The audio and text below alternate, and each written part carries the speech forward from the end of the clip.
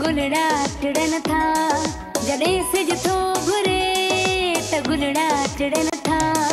सुबुह जा नवा रंग ॾाढा वणनि था, सुबुह जा नवा रंग ॾाढा वणनि था, सुबुह जा नवा रंग ॾाढा वणनि था।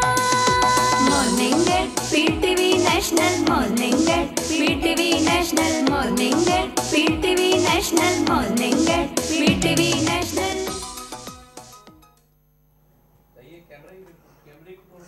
देखते हो। अस्सलाम वालेकुम। डे पर डे जिते जिते भी पीटीवी या पीटीवी नेशनल ॾिसण वारा आहिनि उन्हनि सभिनी खे साहिरा अली ख़ान जो सिक भरो सलाम क़बूल हुजे।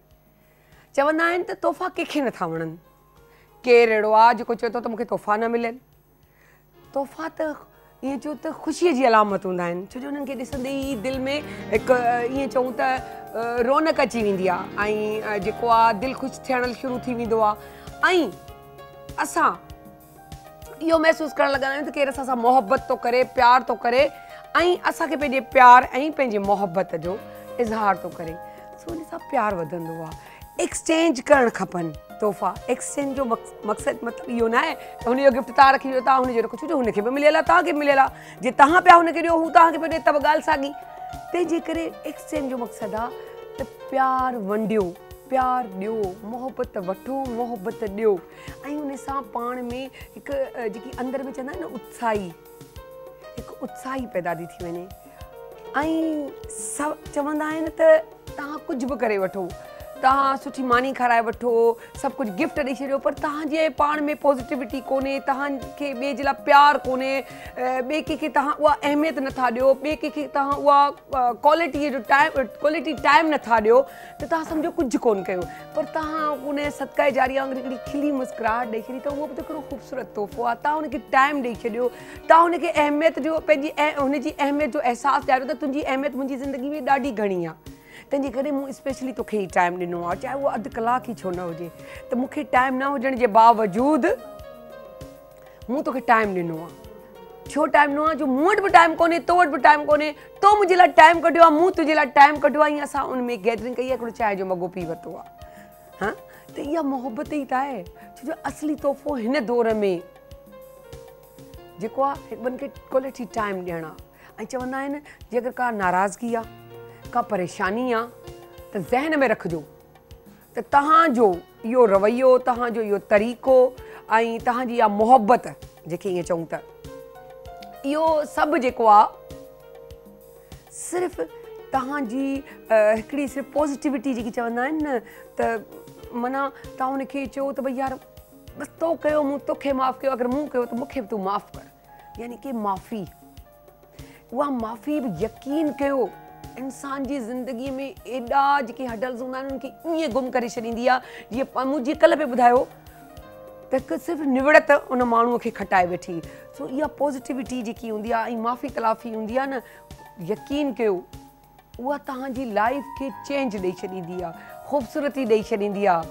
तव्हांजी दिलि जी सफ़ाई ईअं कोन्हे त सिर्फ़ु तव्हांखे उनजी पॉज़िटिविटी महसूसु थींदी, तव्हां मां जेकी उहे पॉज़िटिविटी वारा वाइब्स हूंदा उहे ॿियनि खे बि महसूसु थियणु लॻंदा।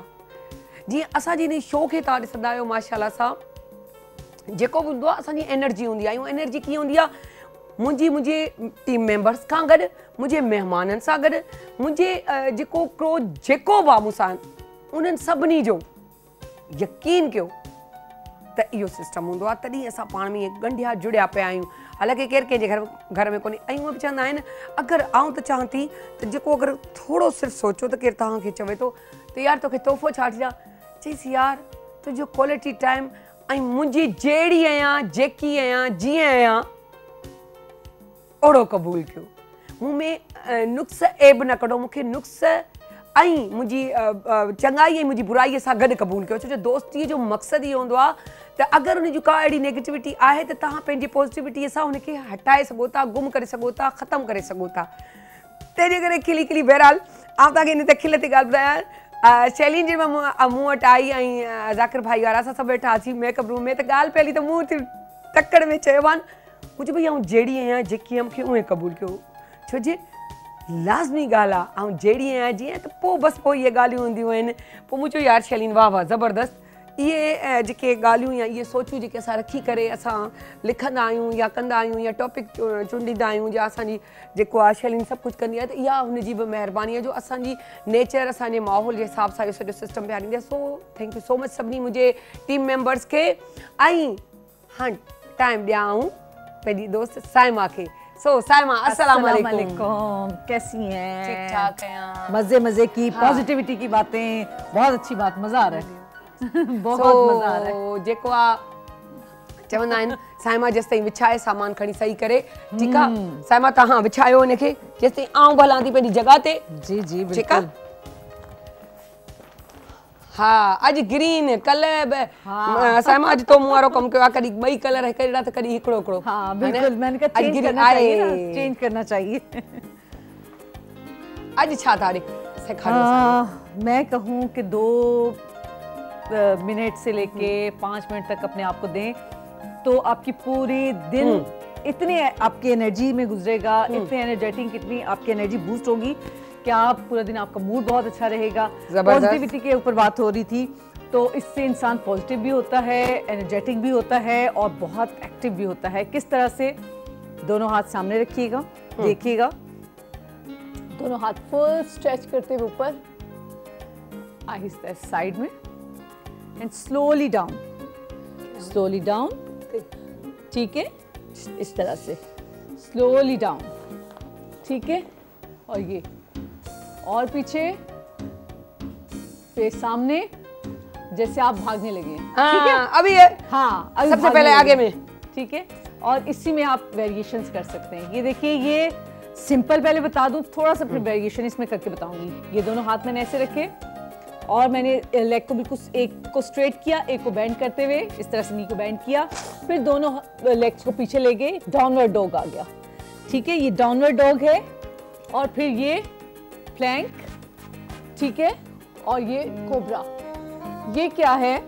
कोबरा पोज से आपका फेस लिफ्ट हो रहा है, आईज बहुत अच्छी हो रही है, और इसके साथ क्या है कि आप के बाल बहुत अच्छे हो जाते हैं ये वाला पोज करने से। ठीक है, ये पोज इतना जबरदस्त पोज है कि जब आप ये पोज कर रहे होंगे आपकी फुल बॉडी एक तो बहुत रिलैक्स होगी और बैक का पेन वो चला जाएगा। ठीक है, इसके बाद ये वाला पोज करेंगे, चाइल्ड पोज, सबसे मजे का पोज है ये। और इसको फिर दोबारा से वही पोज हम करेंगे और रिपीट करते हुए हम वापस उसी जगह पे आ जाएंगे। लेकिन इसके बाद हमने क्या करना है, फुल टोस पे आ जाना है। ये 2 से 3 पोज है और ये रेगुलर ये तो मुझे खरगोश वाला पे लगन जंप मारना। ये ठीक है, मैंने कहा खरगोश माफी पे करे। हाँ, ये देखें, ये मैंने क्या किया, ऑपोजिट साइड पे मैंने रखा। थोड़ा सा कम आसान लगता है, ठीक है, देखने वालों को, लेकिन यकीन करें जब करेंगे, आहिस्ता से इसकी प्रैक्टिस करेंगे, आप दोनों पाँव नीचे भी रख सकते हैं, इस तरह से भी रख सकते हैं ऐसे। ठीक है, लेकिन मैंने टोस पे रखे हुए, कोशिश करें टोस पे रखें तो बहुत अच्छा हो जाएगा। फेस को ऊपर कीजिए, इससे क्या होगा, एक तो एनर्जी बहुत आपकी बूस्ट होगी और उसके साथ साथ आप वेट आपका कम होगा और इसके बाद आप आहिस्ता से उठ जाएंगे। ठीक है, और इसके साथ मेरा कोई बात नहीं, सब गिर जाएगा। ठीक है, इसी तरह से बैठ के बता सकती हूँ, इसी तरह से यही चीज मैं बैठ के बताऊंगी। दोनों हाथ ऐसे रखे, ठीक है, ऐसे बेंड किया, ये एक नी को नीचे रखा, दूसरे हाथ को इस तरह से ऑपोजिट साइड पे। ये जो लोग उस तरह से नहीं कर सकते, ये वेरिएशंस हैं, ये इस तरह से कर लें। ये बहुत जबरदस्त पोज है देखने वालों के लिए भी और जो कर रहे हैं उनके लिए तो है ही अच्छा।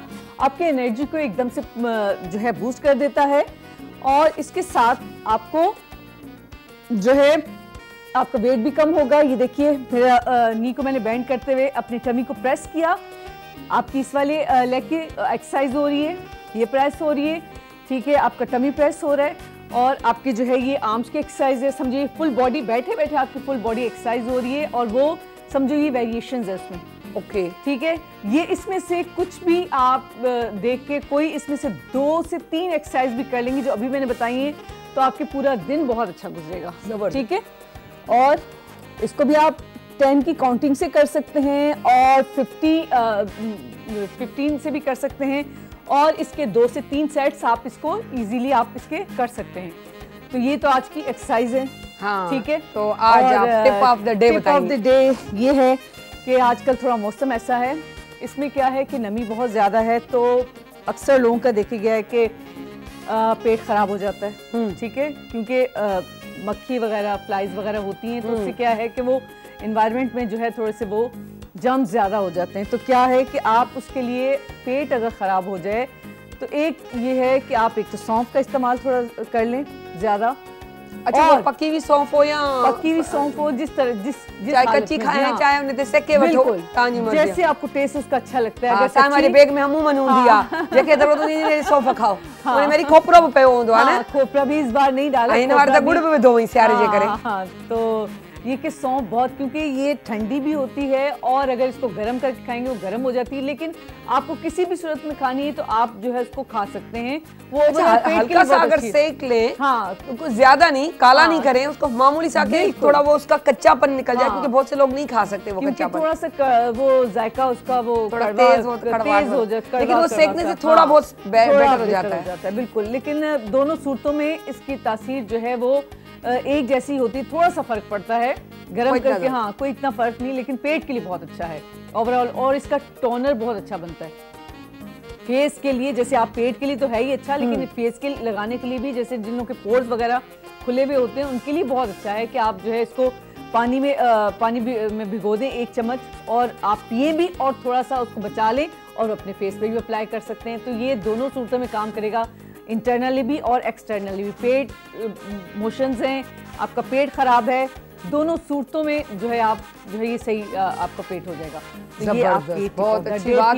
लेकिन साइमा, आज हम भी आपको बहुत अच्छी बात बताने वाले हैं, और पीटीवी का हमेशा से thank you so much Saima, welcome. PTV जो हमेशा का जो मयार रहियो आहे, त हुन हमेशा अवेयरनेस ॾिनी आहे, ॼाण ॾिनी आहे, ऐं माण्हुनि खे सम्झायो आहे, सेखारियो आहे, सॾरायो आहे। इन ॻाल्हि में पीटीवी जो को सानी कोन्हे। हींअर जीअं कल्ह डिज़ास्टर जी असां ॻाल्हि कई, त उन में बि पाकिस्तानी जेको ईअं चऊं त फोर्स, एयरफोर्स, असांजी आर्मी आहे, जेकी बि टोटल मिली जुली जंहिं तरीक़े सां कमु पियूं कनि, तीअं ई पीटीवी पंहिंजे माण्हुनि खे बि न आहे, जो पीटीवी सां मुराद आहे असांजी हुकूमत, असांजी पीटीवी, छो जे लाज़मी उनजे ज़रिए ई सॼा कम थींदा आहिनि। इन ॻाल्हि खे विसारियो न आहे, तंहिंजे करे अॼु उहे राज़ खुलबा जेके नानी, ॾाॾी, ॾाॾा, ॾाॾी उन्हनि जा बि खुली वेंदा, सिर्फ़ु इन हिकिड़ी ॻाल्हि जे करण जे करे। हाणे तव्हां वेट कयो त असां ॿुधाइण छा वारा आहियूं, ऐं तव्हांखे ख़बर पवंदी, चवंदो त असां किथे हुआसीं, तव्हां हेसि ताईं छो कोन्ह कयो, पर छो जो असांजो मॉर्निंग शो जॾहिं शुरू थियो तॾहिं त असां इहे कम कया। सो असांजे ॾिसजो, असांजी सॼी टीमूं, असांजा सॼा चैनल्स जेके आहिनि इहो ज़रूरु ॾिसंदा हूंदा, सो वेट कंदो, नंढी साई खां पोइ वापसि था अचूं ऐं तव्हांखे ॾेखारियूं था त छा करण वारा आहियूं।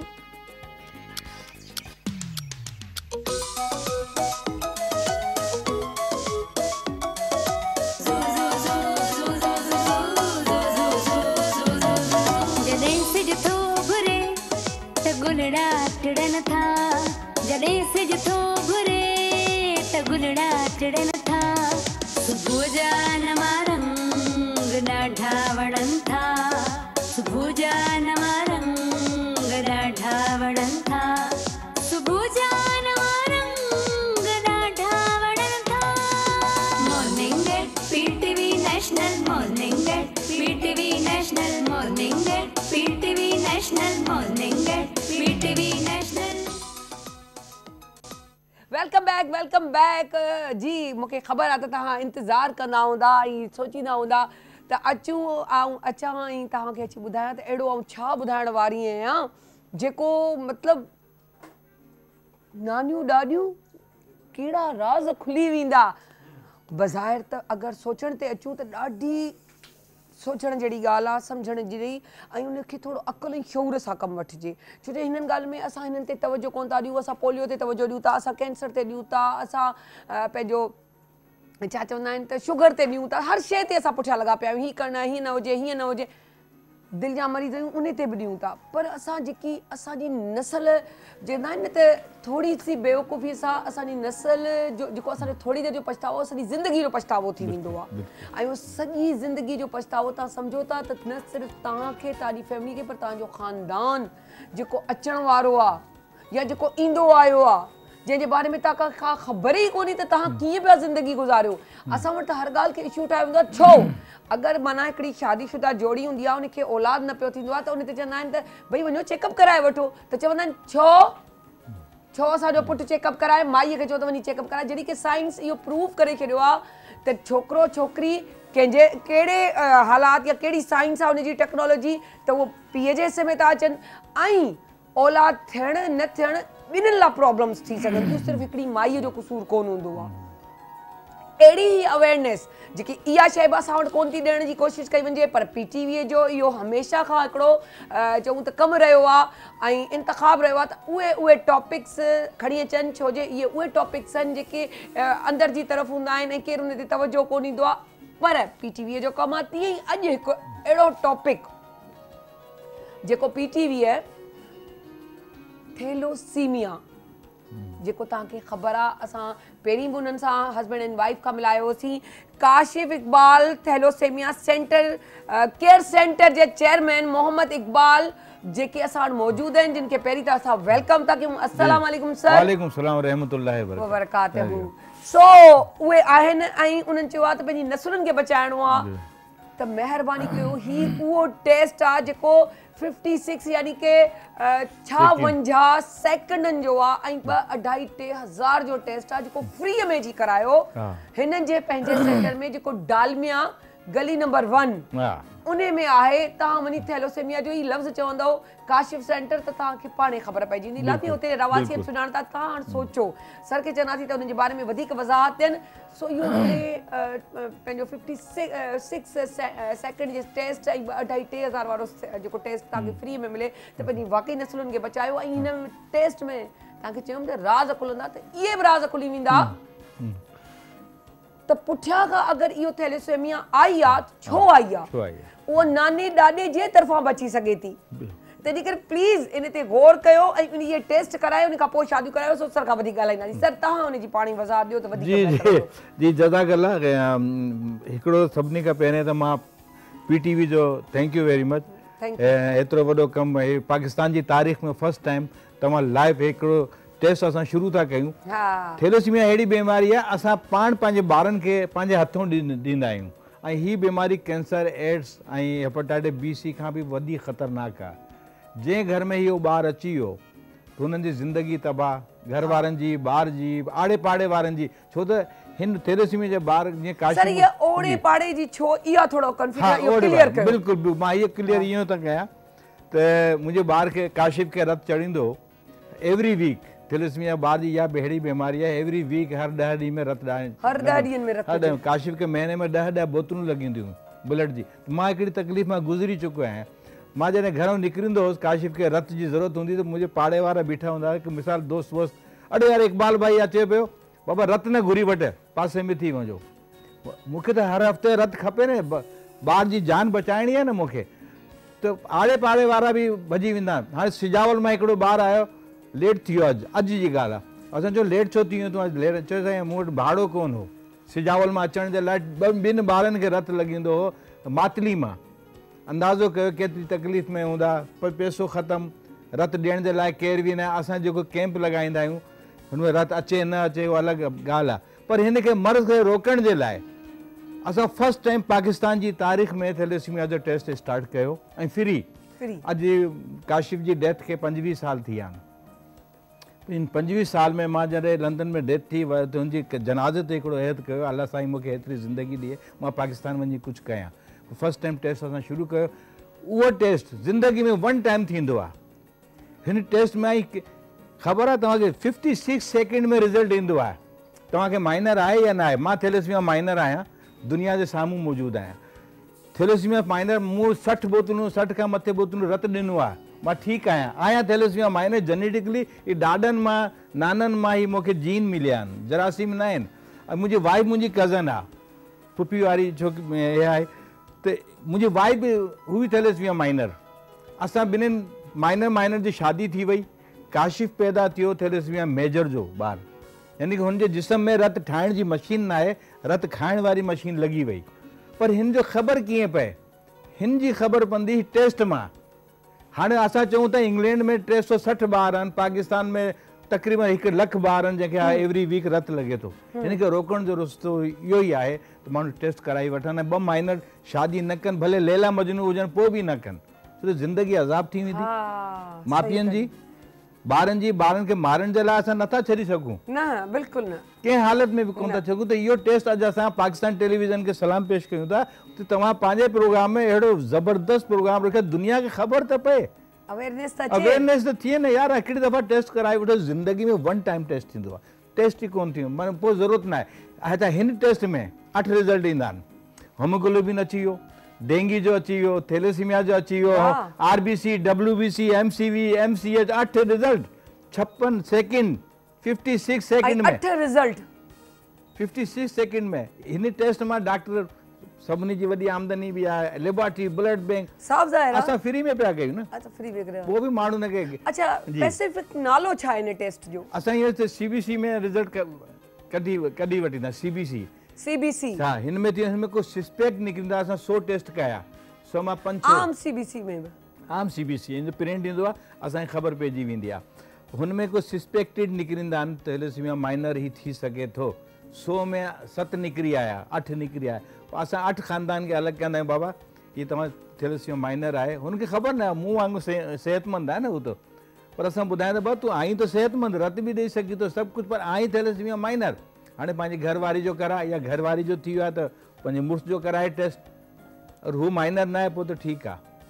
अगरि माइनर निकिरी आहे हिकिड़ो प्रॉब्लम न आहे, अगरि ज़ाल मुड़ुस माइनर निकिरी आया, असली मसलो त तॾहिं थो थिए, मसले 2 ॿार थियो ठीकु आहिनि, ऐं पोइ तव्हां टेस्ट करी पोइ बि ॿार पैदा था कयो त पोइ ग़लति, तव्हां दुश्मन आहियो, तव्हां दुश्मन आहियो, पंहिंजा बि दुश्मन आहियो, पंहिंजे ॿाहिरि जा उन खां वधीक दुश्मन आहियो। सो तव्हांखे ॿुधाईंदी हलां त इश्क बि कजो, इश्क कयोसीं, कहर कयोसीं, ज़िंदगी पंहिंजी ज़हर कईसीं, ईअं ई कुझु शइ ख़याल में जो आहे, वाह जो आहे, पर मूंखे ॼण फुल यादि कोन्हे। सो बहरहाल त इहो इश्क कयोसीं त कहर न कजो, ख़ुदा जे वास्ते। हाणे इश्क बि जेको आहे टेस्ट जो मोहताज आहे, इश्क कयो त पहिरीं अॼु इहो वाकई पाकिस्तान जी तारीख़ में PTV खे ऑनरेबल असांजी PTV जंहिं इहो लाइव शो सर असांजा महिरबानी, थैंक यू, जेको असांजो इहो लाइवली ऐं बिल्कुलु फ्री ऑफ कॉस्ट जेको आहे टेस्ट कराइनि पिया, जेको असां तव्हांखे लाइव ॾेखारींदासीं। पर उहा ई ॻाल्हि असां पंहिंजी पॉलिसी जे तहत रिज़ल्ट पंहिंजे माण्हू ताईं पहुचाईंदासीं। पर इहो जेको आहे तव्हांखे ॿुधाए छॾियां त महिरबानी करे इहो टेस्ट ज़रूरु करायो, शादी खां पहिरीं इहो टेस्ट। अगरि तव्हां वटि पैसा न आहिनि या तव्हां पैसा ख़र्च नथा करणु चाहियो त फ्री में वञो। हिकु माण्हू तव्हांखे पाण सॾे चए थो अलाह जी रसूल जो वास्तो तव्हां अची टेस्ट करायो, इन खां वधीक तव्हांखे छा खपे, जेको फ्री ऑफ कॉस्ट तव्हांखे मिली वञे। तव्हांजे नाने ॾाॾे जी जेकी तारीख़ आहे, ईअं चऊं त उहा बि निकिरी अचे, हलो इन बहाने असांजी तारीख़ पोटनि डोटनि जी बि निकिरी अचे। वाह वाह वाह वाह वाह, ज़बरदस्त ॻाल्हि कई सर। छो जो अमूमन इहो मूं ॾिठा आहिनि इलाही जॻहियुनि ते त ॿार जेको आहिनि कज़न्स जी शादीअ में बि ॾाढा प्रॉब्लम्स थींदा आहिनि, तरीक़े इहो टेस्ट कराइजो। सो हाणे देरि नथा कयूं, आउं चवंदसि त असांजो जेको हिकिड़ो असां वॉलंटियर ॾींहुं असां चयो आहे कंहिंखे रिक्वेस्ट कई आहे, सो असांजो इमरान जेको मुंहिंजो फोटोग्राफर बि आहे, सो उनखे चवंदासीं त इमरान अचो ऐं तव्हां अची सर इन जो टेस्ट कयो। बिल्कुलु अचो, सो भले अचनि इमरान ऐं अची करे। तंहिं करे हमेशह यादि रखिजो, अगरि तव्हांखे सही शइ पैसनि सां बि मिले त वठी छॾियो, अगरि ग़लति शइ मुफ़्त में मिले त महिरबानी करे उहा न खणिजो, इहा थोरो एहतियात कजो जी। अगरि सॼो पाकिस्तान इहो टेस्ट कराई वठे, सॼो पाकिस्तान, सॼी दुनिया जे माण्हुनि जी ॻाल्हि थो कयां, त हीअ मर्ज़ ख़तमु। प्यारण वारी ॻाल्हि ई न आहे त पोलियो खे ख़तमु करणो, केतिरा प्यारण, उहो चक्कर ई न, टेस्ट 1 टाइम। न सर, हाणे मूं चई छॾियो त मान हाणे जेको हिन टेस्ट खे कीअं कबो, इश्क कबो, कहर न कबो। ठीकु आहे। सो महिरबानी करे पहिरीं टेस्ट कराइजो, पोइ मोहबत जो आगाज़ शुरू कजो। अॼु असां मशीन खणी आया आहियूं, मशीन सॼी दुनिया में केरु कोन थो खणी वञे, असां खणी आहियूं।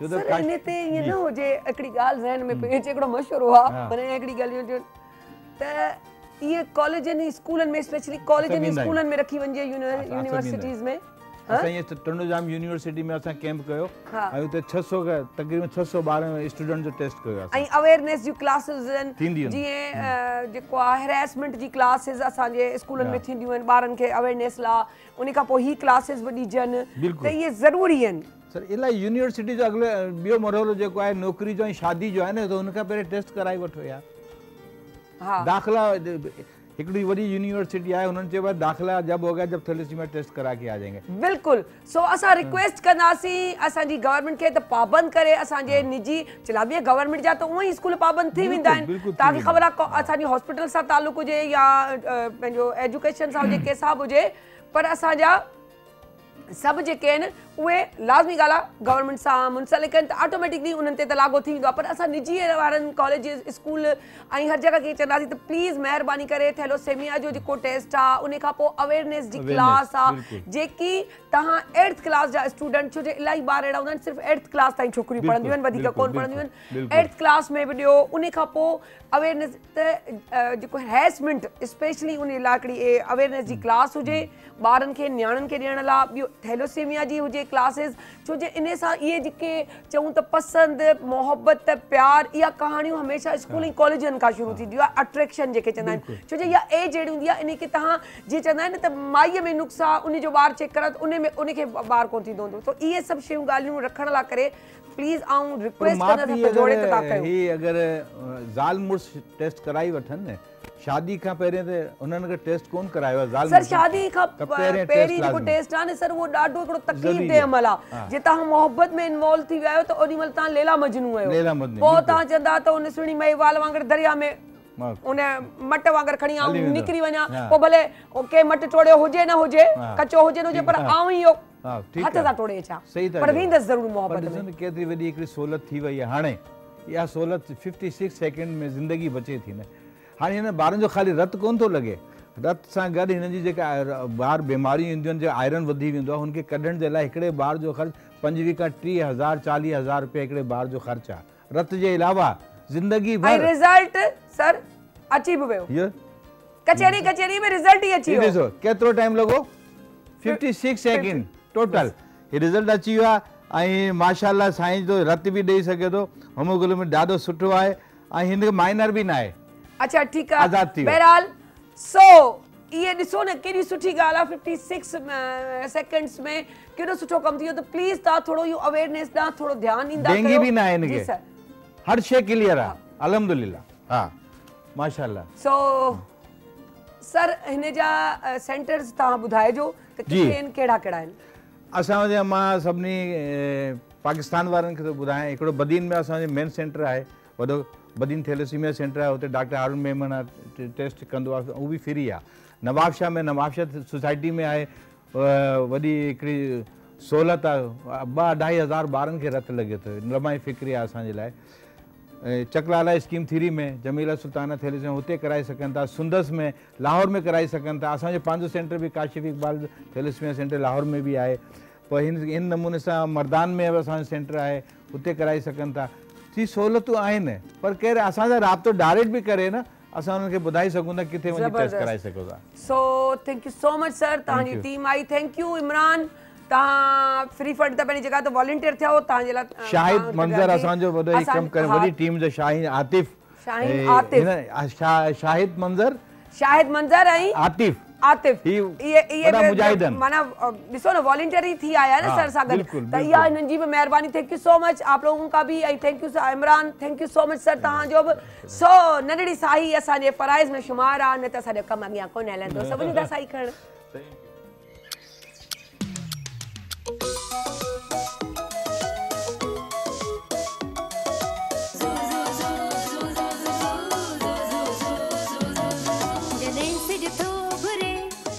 गुलड़ा टिड़न था जॾहिं सिज थो घुरे त गुलड़ा टिड़न था सुबुह जा नवा रंग ॾाढा वणनि था सुबुह जा नवा रंग ॾाढा वणनि था सुबुह जा नवा रंग ॾाढा वणनि था morning at PTV national morning at PTV national morning eight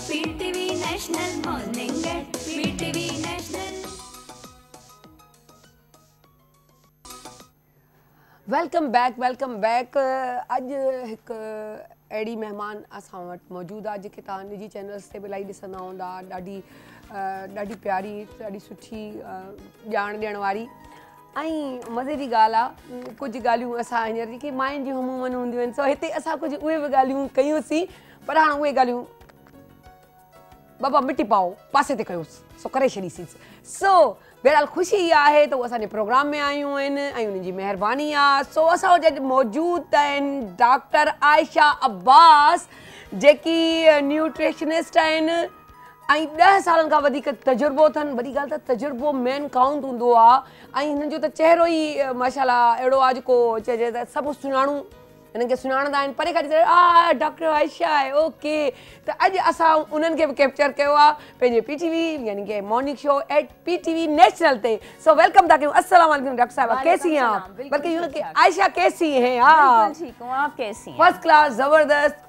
रानी आपा के यहाँ आपसे मुलाकात हुई। हाँ मुलाकात हुई त शैलीन चयो त कैप्चर छो न कजनि, तो कैप्चर कयो हुयो। बिल्कुल। सो कैसा लग रहा है? सुबह सुबह तो आपकी आदत है लव शोज में जाती रहती हूँ। बिल्कुल आदत है, लेकिन आपसे मिलना बहुत अच्छा लग रहा है। बहुत लाइवली और बहुत प्रिटी भी और लाइवली हैं और सुबह सुबह ऐसा रौनकी बंदा मिल जाए तो आपका मूड बहुत अच्छा हो जाता है। कल 2 दिन से मेरी भी तबीयत खराब थी, तो मैं भी डायरिया की थोड़ी शिकार हो चुकी थी, तो मुझे भी इतना में एनर्जी भी डाउन थी। लेकिन अल्लाह का करम है कि वो टैब अपना इलाज सही बंदा करवाता है तो फिर सेट हो जाता है। तो मैंने कहा आज मेरे व्यूअर्स कह रहे होंगे पागल क्या हो गया है तुम्हें, रुलाओगी क्या? आज भी बहुत कुछ। मैंने कहा तंदुरुस्ती 1000 नेमत है। इंसान के वाकई भूख लगेंदी है तो 2 निवाले लेते हैं, भूख लगती है तो कितना अच्छा लग रहा होता है। और इसी तरह जब आप एनर्जी आ जाती है या बीमारी से उठ जाते हो तो बड़ा फ्रेश फील करते हो, वरना तो इतना डाउन होता है कि मुझे लग रहा था मेरे साथ मेरी टीम डाउन हो गई है ना, इस तरह फील होता है। बिल्कुल। सो आज आप हमें क्या बताएंगी? आज हम बातें करेंगे विटामिन्स के बारे में। ओके। कि हम विटामिन्स इस्तेमाल क्यों करते हैं और क्यों करनी चाहिए, व्हाट इज द इम्पोर्टेंस, हम क्यों करें विटामिन्स का इस्तेमाल, तो उसके बारे में हम थोड़ी सी बात कर लेते हैं। और चूंकि मैं डॉक्टर भी हूँ और डाइटिशियन हूँ, दोनों चीज़, तो दोनों के एस्पेक्ट ऑफ दोनों के पहलू जो है उसको डिस्कस कर लेते हैं। क्या ख्याल है आपका? नहीं जबरदस्त, मैं यही सोच रही हूँ। मैं पता है क्या करती है, A, B, C पता नहीं कौन कौन से होते हैं, vitamin A, vitamin B, vitamin C, तो ये सारी चीजें हमें पता तो चली ये होती क्या है, ये भला क्या है। विटामिन D तक हम महदूद हैं, या बहुत ज्यादा विटामिन C, लेकिन और चीजें नहीं। क्योंकि मैंने एक प्रोग्राम में देखा तो कह रही थी मैं विटामिन C की भी खाती हूँ, A भी खाती हूँ, फिर B भी खाती हूँ, फिर इस टाइम पे C खाती हूँ, फिर D खाती हूँ। मैंने कहा हम फिर कहाँ जी रहे हैं, हमें तो कुछ पता ही नहीं होता। तो वो चीज़ अवेयरनेस आ जाएगी, तो वो थोड़ी सी अवेयरनेस भी आ जाएगी। लेकिन दूसरी बात ये है कि एक तो विटामिन शुरू करने से पहले डॉक्टर से मुलाकात करना बहुत जरूरी है। अंधाधुंध नहीं कि मेरी वो फ्रेंड है वो उस दिन ग्रोसरी करने गई थी तो वो ये सारी विटामिन्स लेके आ गई इतने हज़ारों की, तो वो ये लेके आ गई है तो फिर मैं भी लेके आ जाती हूँ, मैं भी खा लेती हूँ। तो ऐसा नहीं होना चाहिए, क्योंकि इस तरह से बहुत सारे लोगों को किडनी स्टोन्स की भी प्रॉब्लम हो जाती है। कुछ लोग जो विटामिन्स का इस्तेमाल बगैर डॉक्टर के पूछे हुए करते हैं उनका वज़न भी बहुत ज़्यादा बढ़ जाता है, ठीक है, क्योंकि उनकी वजह से आपको बहुत ज़्यादा भूख भी लगना शुरू हो जाती है, ठीक है। तो आप अननेसेसरी जो है वेट गेन भी कर लेते हैं। तो एक दफ़ा अपने डॉक्टर से ज़रूर मुलाकात कर लें। अपने जो इम्पोर्टेंट ब्लड टेस्ट हैं, जैसे कि अगर आपको कोई खून की कमी है, विटामिन डी की डेफिशिएंसी तकरीबन हर इंसान को होती है।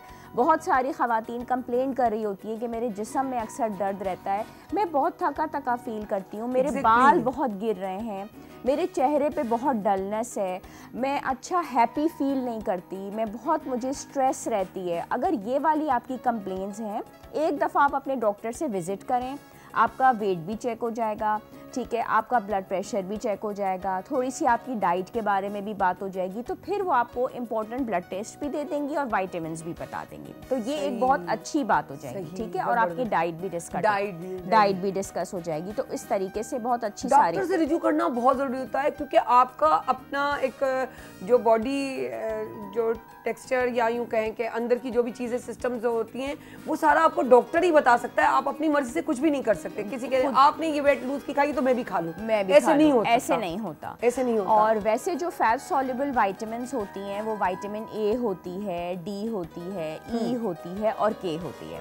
तो अगर हम अपनी खुराक बहुत अच्छी रखें और उस खुराक के अंदर ग्रीन लीफी वेजिटेबल्स का इस्तेमाल हम करते हैं, हम फलों का इस्तेमाल रेगुलर, मतलब हम पहले आशा ये बात कर लें कि एक ए जो है विटामिन ए वो क्यों ज़रूरी है, विटामिन बी क्यों ज़रूरी है और विटामिन सी और क्यों है, और उसके बाद हम बताएं कि ये चीज़ें अगर हम खाते रहे तो हमें इस चीज़ की ज़रूरत ही नहीं पड़ेगी। हाँ, हम ये भी बिल्कुल बहुत अच्छे तरीके से बात कर सकते हैं। जैसे अगर हम विटामिन सी से शुरू करते हैं, ठीक है, तो उसमें ये हो जाता है कि इम्यून सिस्टम आजकल उसके बारे में सब बहुत ज़्यादा वरीड है, और जिनको नहीं भी इसकी अहमियत का पता था तो कोविड ने हर इंसान को बता दिया, हर इंसान को कोविड ने बता दिया कि इम्यूनिटी कितनी इम्पोर्टेंट थी, और जिन लोगों ने अपनी इम्यूनिटी का ध्यान नहीं रखा उनको ये बार बार ये वायरल इन्फेक्शन हुई और बहुत सारे लोग अपनी जान से भी चले गए। तो इम्यूनिटी आपका बहुत इंपॉर्टेंट रोल प्ले करती है। तो अगर हम सिट्रस फ्रूट्स का इस्तेमाल कर लेते हैं, लेमन का इस्तेमाल कर लेते हैं, ऑरेंजेस हर तरफ हैं, तो हमें विटामिन सी भी मिल जाता है। और विटामिन सी की अगर हम विटामिन सी की बहुत सिंपल सी विटामिन है जो बहुत सस्ती मिल जाती है, और दिन में एक मरतबा 500 उसका हम इस्तेमाल कर लेते हैं मिलीग्राम, बच्चे भी और बड़े भी, तो तब भी उसकी बहुत अच्छे तरीके से हम उसकी जो क्वांटिटी है या डोजेज है उसको कंप्लीट कर सकते हैं। ठीक है, आगे बढ़ते हुए अगर हम विटामिन डी को देखें तो विटामिन डी की जो इम्पोर्टेंस है वो इसलिए है कि वो कैल्शियम की एब्जॉर्प्शन के लिए बहुत ज़रूरी होती है। सही। और कैल्शियम बच्चे को पता है कि बोन्स के लिए, उसके लिए, लेकिन कैल्शियम हमें दूध से भी मिल रहा है, दही से भी मिल रहा है, मगर उसकी एब्जॉर्प्शन सिर्फ तब होगी जब हम विटामिन डी लेंगे, और तकरीबन हर इंसान में विटामिन डी की कमी है, ठीक है, हर में है कमी, क्योंकि उसकी वजह ये कि विटामिन डी जो है वो सिर्फ 4 चीज़ों में होती है। वो दूध के अंदर होती है, अंडे की जर्दी के अंदर होती है, मछली में होती है, बीन्स लेंटिल्स में। हाँ, सूरज की रोशनी से आप विटामिन डी हासिल कर सकते हैं, मगर बहुत कम लोग सूरज की रोशनी हासिल करते हैं। आजकल अपार्टमेंट लाइफ बहुत है, लोग उठे, गाड़ी में बैठ गए, चले गए, सूरज का एक्सपोजर नहीं हो रहा होता, और फिर जो है ख़वातीन अपनी बॉडी भी कवर्ड रखती हैं, ठीक है, तो धूप का एक्सपोजर नहीं होता, इवेंचुअली फिर विटामिन डी नहीं मिल रहा, कैल्शियम की एब्जॉर्प्शन नहीं हो रही, तो विटामिन डी की डेफिशिएंसी निकलती है, तो सप्लीमेंट्स लेना फिर ज़रूरी है। और या फिर आप ऐसी खुराक का इस्तेमाल करें जिसमें विटामिन डी फोर्टिफाइड लिखा हुआ हो, इसलिए वरना इसकी बहुत प्रॉब्लम हो जाती है। इसी तरीके से विटामिन ई की भी बहुत ज़्यादा ज़रूरत है। विटामिन ई इनफर्टिलिटी में बहुत अच्छा रोल प्ले करती है, नट्स के अंदर बहुत अच्छी मौजूद होती है, और आपके जो लोग ये कंप्लेन कर रहे हैं ना आजकल स्किन की, हेयर की, नेल्स की, तो उसका रोल विटामिन ई से बहुत ज़्यादा जुड़ा हुआ है, और इसके भी इसी तरीके से हम सप्लीमेंट रिकमेंड करते हैं। विटामिन ए का बहुत अच्छा रोल है, गाजरों में बहुत अच्छी मौजूद है, और बहुत जल्दी आजकल लोगों की आई साइट के ऊपर बहुत फ़र्क पड़ रहा है, बहुत ज़्यादा, और छोटी एज से स्क्रीन टाइम बहुत ज़्यादा, बच्चा आजकल मोबाइल इस्तेमाल कर रहा है, और ये सारा स्कूलों का जो अभी जो है ना काम की वजह से हम ना चाहते हुए भी पेरेंट्स ने खरीद कर दे दिए हैं। एक तो हमें देने भी पड़ जाते हैं कि भाई वो उनका होमवर्क आ रहा है, कोई स्कूल की कोई ना कोई मीटिंग के बहाने उनके बाद बहुत आज़ादी आ गई, उसके बाद हम उनको देते हैं 2 मिनट के लिए, 2 मिनट बाद हमें तो वो वापस नहीं मिलता, फिर वो कुछ ना कुछ गेम्स पे लगे जाते हैं, फिर वो अपने कोई उनका फेसबुक खुल जाता है, कुछ हो जाता है, और वो 1-1 घंटा उनका स्क्रीन टाइम बढ़ जाता है, इसलिए उनकी आई साइट पे भी फ़र्क पड़ा है। नाइट ब्लाइंडनेस यानी कि रात को बिल्कुल नज़र ना आना, विटामिन ए की डेफिशिएंसी से उसका बहुत गहरा ताल्लुक है। जितना हो सकता है, आजकल गाजरें बहुत अच्छी आई हुई हैं, इसका जूस हम अपने बच्चों को निकाल के दें। बच्चे सब्जियों से बहुत घबराते हैं, अब ये माँ के हाथ का आर्ट है कि वो किस तरीके से अपने बच्चे को जो है सब्जियाँ दे। अगर उनको नूडल्स पसंद है, चावल पसंद है, दाल पसंद है, किसी तरीके से भी काट कूट के सब्ज़ी उनको खिला दे, तो बहुत हद तक हम विटामिन की डेफिशिएंसी को दूर कर सकते हैं। सब्जी और ग्रीन चीज़ों से स्पेशली। और आजकल बच्चों को भी छोड़ें, औरतें, ख़वातीन स्ट्रेस का, डिप्रेशन का, एग्जाइटी का इतना शिकार है, हर वक्त सोच विचार, महंगाई ने हर इंसान को परेशान किया हुआ है, अखराजात, दूसरी चीज़ें, तो ये अगर देखा जाए तो खुराक भी ठीक नहीं चल रही है हमारी, ठीक है, विटामिन की डेफिशिएंसीज़ भी हैं। इस वजह से हम डॉक्टर्स अपने पेशेंट्स को डाइट प्लान में भी विटामिन ज़रूर देते हैं और वैसे भी रिकमेंड करते हैं। अच्छा, मैंने जो नोट किया है कि वो अपनी जगह के प्रॉब्लम्स हैं, लेकिन स्पेशली हम ये भी सोचते हैं मैं परेशान हूँ, मुझे एंजाइटी है या मुझे डिप्रेशन, मुझे है किस चीज़ का, मुझे ये नहीं समझ आ रहा, पर है, बस मुझे ये पता है, पर क्या वजह है, मैं खुश भी बहुत हूँ, मैं खा भी रही हूँ, मैं घूम भी रही हूँ, मैं काम भी कर रही हूँ, लेकिन फिर भी मैं डिप्रेशन में हूँ। तो ये चीज़ें भी कुछ पता ही नहीं चल रहा होता और लेडीज़ को हो रही होती हैं। ये चीज़ मैंने बहुत नोट किया, बहुत सी मेरी दोस्तों ने ये कहा यार डिप्रेशन है, कोई वजह भी नहीं, कोई बात भी नहीं।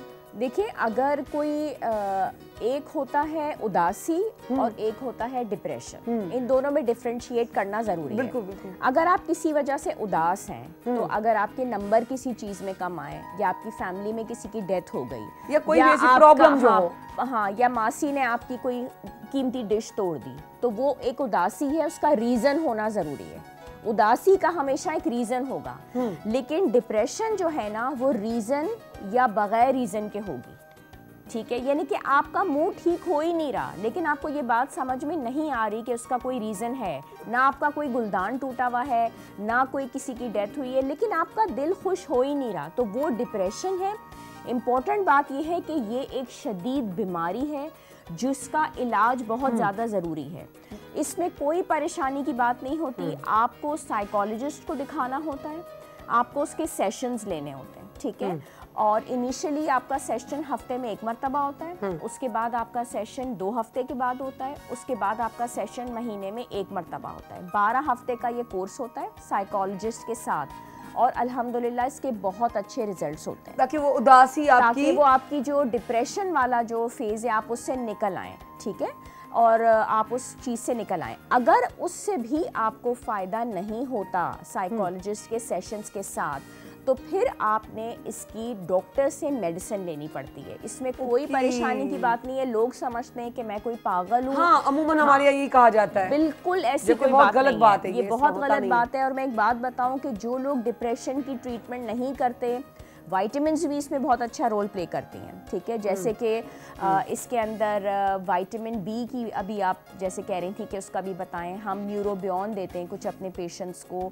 और विटामिन, जैसे कुछ लोग बिल्कुल वेजिटेरियंस होते हैं, उनको ये होता है कि अगर मैं गोश्त का इस्तेमाल करूँगा तो मेरा वज़न बढ़ जाएगा। गोश्त अगर अल्लाह ताला ने जितनी भी नेमतें दी आपको इस्तेमाल करनी है।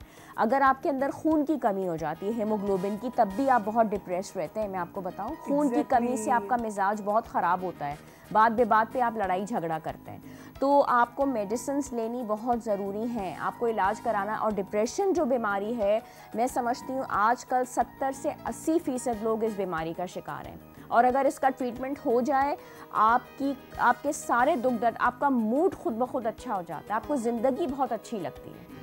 और इम्पोर्टेंट बात यह है कि देखें, ज़िंदगी एक ही दफ़ा मिली है, बार बार नहीं मिलती, बार बार तो मिलनी नहीं है, तो आप उसको क्यों रोने धोने में गुजार देते हैं। अब एक ग्लास है पानी का, वो आधा खाली है और आधा भरा हुआ है, लेकिन डिप्रेशन वाले पेशेंट को वो आधा खाली नजर आएगा। लेकिन अल्हम्दुलिल्लाह मुझे वो आधा भरा हुआ नजर आएगा कि मेरे पास आधी नेमतें तो हैं, तो मैं क्यों ना इसको एंजॉय करूं। केड़ी सुठी गाल चाहिए आयशा। तो सच ॻाल्हि आहे, असांजो डिप्रेशन या असांजो उदासी या असांजो टेंशन जेको आहे उहो असांजे अंदर में हूंदो आहे। अंदर खे पाण बिलीव मी, 2 ॾींहंनि खां शो थोरो हू पे कयो थधो छो जो मुंहिंजी तबियत में मज़ो न हो, मूंखे एनर्जी न पे आई, त मूंखे पाण मज़ो कोन पियो आयो तव्हां सां ॻाल्हाइण में, पंहिंजी टीम सां। त वाकई इंसान खे पाण, मूंखे कल्ह इहो थियो त मूंखे कुझु बि करे अॼु अहिड़ी टैबलेट्स या कुझु वठिणो आहे डोज़ जो आउं सुबुह जो वञी एनर्जेटिक हुजां ऐं मज़े सां ॻाल्हायां ऐं कचहरियूं कयां, ताकी मुंहिंजा व्यूअर्स बि चवनि त असां हाणे इन बोरियत लाइ त कोन वेठा आहियूं जो सायरा जो वरी ऐं वाकई कल्ह इहा कंडीशन मूं कीअं माना कोशिशि कई आहे, उहो त ख़ैर अलाह ई थो ॼाणे, पर मक़सदु इहो आहे त वाकई इहे सभु शयुनि जो ख़्यालु करणु खपे। अच्छा, जब हम शुरू कर देते हैं डाइटिंग, अच्छा डाइटिंग जब शुरू हो रही है तो उसमें ये होता है हम विटामिन सी या डी का कोई ख्याल नहीं रखते, बस हमें डाइटिंग करनी है इस तरह, और उसकी वजह से हमारे वही आपने कहा कि उसके असरात बहुत बुरे होते हैं। तो वो कितना हद तक गलत जा सकता है?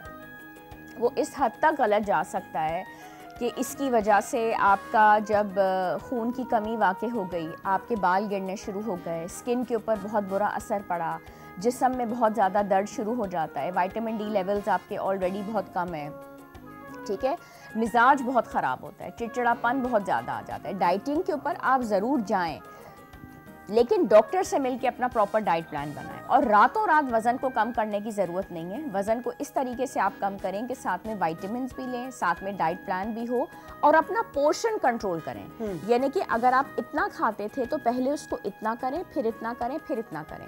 लेकिन इतना खाते थे और एकदम इतना करेंगे तो आपको सेहत के ऊपर बहुत बुरे असरात होंगे, आपकी नींद बहुत ज़्यादा डिस्टर्ब होगी, आपके मूड के ऊपर बहुत ज़्यादा फ़र्क पड़ेगा, उसका कोई फ़ायदा नहीं है। और दूसरी बात है कि एकदम जब एक जिस्म को झटका पड़ता है, कुछ दिन आप करेंगे, कुछ दिन के बाद आप छोड़ देंगे तो वेट दोबारा वही बात हो जाएगी। तो फिर वही ना, आप उसको इस तरीके से चलें कि वो आप एक लाइट तरीके से हो कि आपके साथ कंटिन्यूसली। अच्छा, अभी जो चीज़ें चल रही हैं वो स्पेशली ये भी चल रही हैं, एक तो ग्रीन प्लांट की बात चल रही थी मेरे ख्याल से। शैलीन, आप सवाल पूछना चाह रही थी ग्रीन प्लांट का, चले मेरे ख्याल से।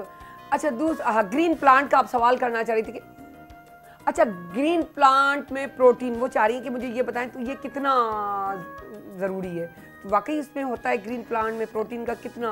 देखें, अमरूद एक ऐसा फ्रूट है जिसके अंदर सबसे ज़्यादा क्वांटिटी के अंदर प्रोटीन है। प्रोटीन यूजुअली अंडे के अंदर होते हैं, चीज़ के अंदर होते हैं, दही में, गोश्त में, हमें शुरू से यही पता है। लेकिन ग्रीन्स में अगर देखा जाए तो अमरूद है, बनाना है, और सबसे ज़्यादा क्वांटिटी में अमरूद में होता है। चेरीज़ में या बनाना में या ग्रीन वेजिटेबल्स में प्रोटीन की क्वांटिटी बहुत ही कम होती है।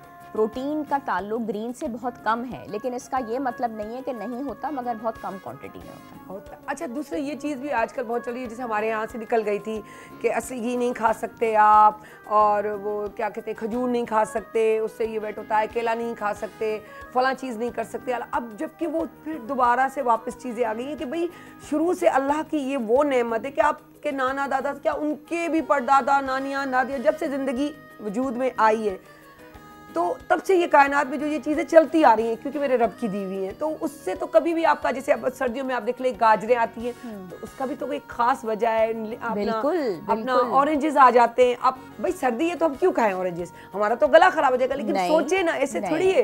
देखें, अल्लाह ताला आपके जो है वो 70 माओं से ज्यादा प्यार करते हैं। तो ये कैसे हो सकता है कि वो चीज आपको गलत दे? जिस मौसम का फल आपके ऊपर उतार रहा है वो आपके लिए नुकसानदेह पॉसिबल ही नहीं है। आप सऊदी अरब में जाइए तो कभी आप अरबियों को देखिएगा, जिन अरबियों का गला भी खराब होता है वो नींबू ही नमक के साथ अपने थ्रोट के ऊपर लगा रहे होते हैं। तो किसी ने अरबी से पूछा कि आप तो खांस रहे हैं, तो आप किस तरह? तो उसने कहा कि भाई इसमें तो विटामिन सी मौजूद है, विटामिन सी तो गले को ठीक करेगी। और यही बात मैं आपसे बता रही थी, अवेयरनेस है कि विटामिन सी जो है वो आपके इम्यून सिस्टम को स्ट्रॉन्ग करती है, और वही जो है ऑरेंजेस में मौजूद है, वही नींबू में मौजूद है। तो आपका रब जब आपसे इतना प्यार करता है तो यही कहा गया है कि जिस मौसम का जो फल हो आप खाएं।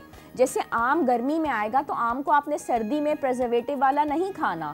ऑरेंजेस आपके सर्दियों में आए हैं तो वो अब आपने फ्रीज करके रखे हुए, वो अब आप गर्मियों में खाएं, ऐसा नहीं है। जिस मौसम का असर उसी वक्त होगा जब आपकी रियल चीज होगी, क्योंकि एग्जैक्टली प्रिजर्व है और उस प्रिजर्व की तो कोई भी अहमियत नहीं होती, और वो चीज आपको कभी भी नुकसान नहीं देगी। हाँ, जो अपना ताज़ा होती है। और बड़ी खुश नसीब वो लोग होते हैं जिनके यहाँ अगर वो प्लांट लगा लेते हैं, अपने घर से ही चीज़ें खा रहे होते हैं। बिल्कुल, ये ऑर्गेनिक चीज़ें तो सबसे बेहतरीन है, क्योंकि हमारे यहाँ कैंसर इतना ज़्यादा मल्टीप्लाई करने लग गया है, उसकी जो परसेंटेज है वो इतनी बढ़ गई है। उसकी वजह ये कि लोगों ने प्रोसेस्ड फूड्स का इस्तेमाल, प्रिजर्वेटिव्स का इस्तेमाल बहुत ज़्यादा कर दिया है। अगर ऑर्गेनिक फार्मिंग की तरफ चले जाएँ और ऑर्गेनिक चीज़ों का इस्तेमाल करें तो कैंसर से आप बहुत ज्यादा बच जाते हैं। अच्छा आशा, हम चाहेंगे एक प्लेटर बनाए आप हमारे लिए, हमारे व्यूवर्स के लिए, कि एक प्लेटर हो कि रूटीन में उसको किस तरह खाना चाहिए, ताकि उनका वो जो एक सिस्टम है कि इस तरह की चीज़ों की भाई विटामिन सी है, उसके लिए तो आप जाएं, लेकिन स्पेशली जब तक आप पहुंच रहे हैं तो आपको घर में किस तरह की चीज़ें खानी चाहिए। हमारा जो प्लेटर बनना चाहिए वो इस तरीके का होना चाहिए कि ये एक अच्छी सी मेरी प्लेट है, तो मेरे जो दोनों हाथ हैं ना, वो अल्लाह ताला ने हमें खुद ही एक प्लेट बना के दी है। हर इंसान के 2 हाथ उसकी एक प्लेट है, ठीक है। जिसके बड़े हाथ हैं तो कुदरती उसकी प्लेट बड़ी होगी, जिसके छोटे हाथ हैं उसकी, तो इसी तरीके से हमें कोई प्रॉब्लम ही नहीं है। तो जो 2 हाथ हैं वो हमारी प्लेट है। अब इसमें से मैंने पोर्शन कंट्रोल के साथ चलना है, ठीक है। जो मेरी चपाती है वो मेरे हाथ के बराबर होनी चाहिए, ये मेरी चपाती हो गई। उसके बाद यहाँ पे मैंने थोड़ी सी सलाद रखनी है, प्याज, टमाटर, खीरा, हरी मिर्च, हरा धनिया, पुदीना, वो मैंने एक पोर्शन में रखी। दूसरे पोर्शन में मैंने थोड़ा सा रायता रखा। रायते के अंदर होते हैं प्रोबायोटिक्स, यानी दही के अंदर। प्रोबायोटिक्स के अंदर इतने हेल्दी बैक्टीरिया होते हैं जो आपके गट के डाइजेशन को बहुत बेहतर करते हैं। कभी भी आपको मसाइल नहीं होंगे, एसिडिटी नहीं होगी, आपकी डाइजेशन बहुत बेहतर होगी। तो थोड़ा सा दही ज़रूर हो। यहाँ पे रायता हो गया, ठीक है, यहाँ पे सलाद हो गई। उसके बाद जो भी सालन घर के अंदर है, कम ऑयल के साथ बाद मैंने एक वक्त मैंने दाल सब्ज़ी ले ली, दूसरी दफ़ा मैंने गोश्त ले लिया, वो मेरा यहाँ पे पोर्शन कंट्रोल के साथ आ गया। यहाँ पे चपाती है, अगर एक टाइम पे मैं चपाती खा रही हूँ तो दूसरी टाइम पे यहाँ पे चावल आ गए, तो ये एक बैलेंस खुराक है, चपाती चावल, यहाँ पे सलाद रायता और दाल सब्ज़ी। और वरना एक दफ़ा दाल सब्ज़ी है तो दूसरी दफ़ा यहाँ पे गोश्त आ गया। हफ्ते में 2 मरतबा आप मछली का इस्तेमाल ज़रूर करें, हमें उससे इतनी ज़्यादा ओमेगा 3 फैटी एसिड्स मिल जाते हैं, आयोडीन मिल जाता है जो कि हमारी सेहत के लिए बहुत बेहतर है, और प्रोटीन बहुत ज़बरदस्त है। तो मछली का इस्तेमाल हमें ज़रूर करना चाहिए ताकि हमें हमारे बच्चों को इससे बहुत फ़ायदा हो। सही, ज़बरदस्त। कहिड़ी सुठियूं ॻाल्हियूं उन्हनि ॿुधायूं आहिनि आयशा।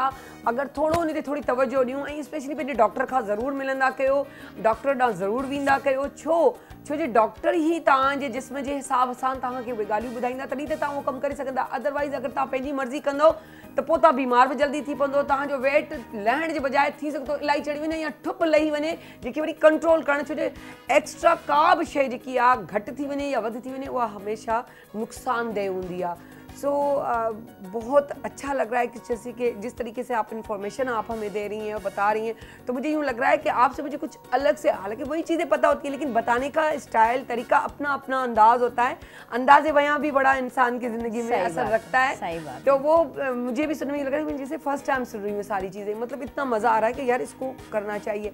अच्छा, मीठा हमारे यहाँ ये कहते हैं कि मीठा नहीं खाना चाहिए, मीठा, लेकिन हमारा एक चीटिंग डे चलता है।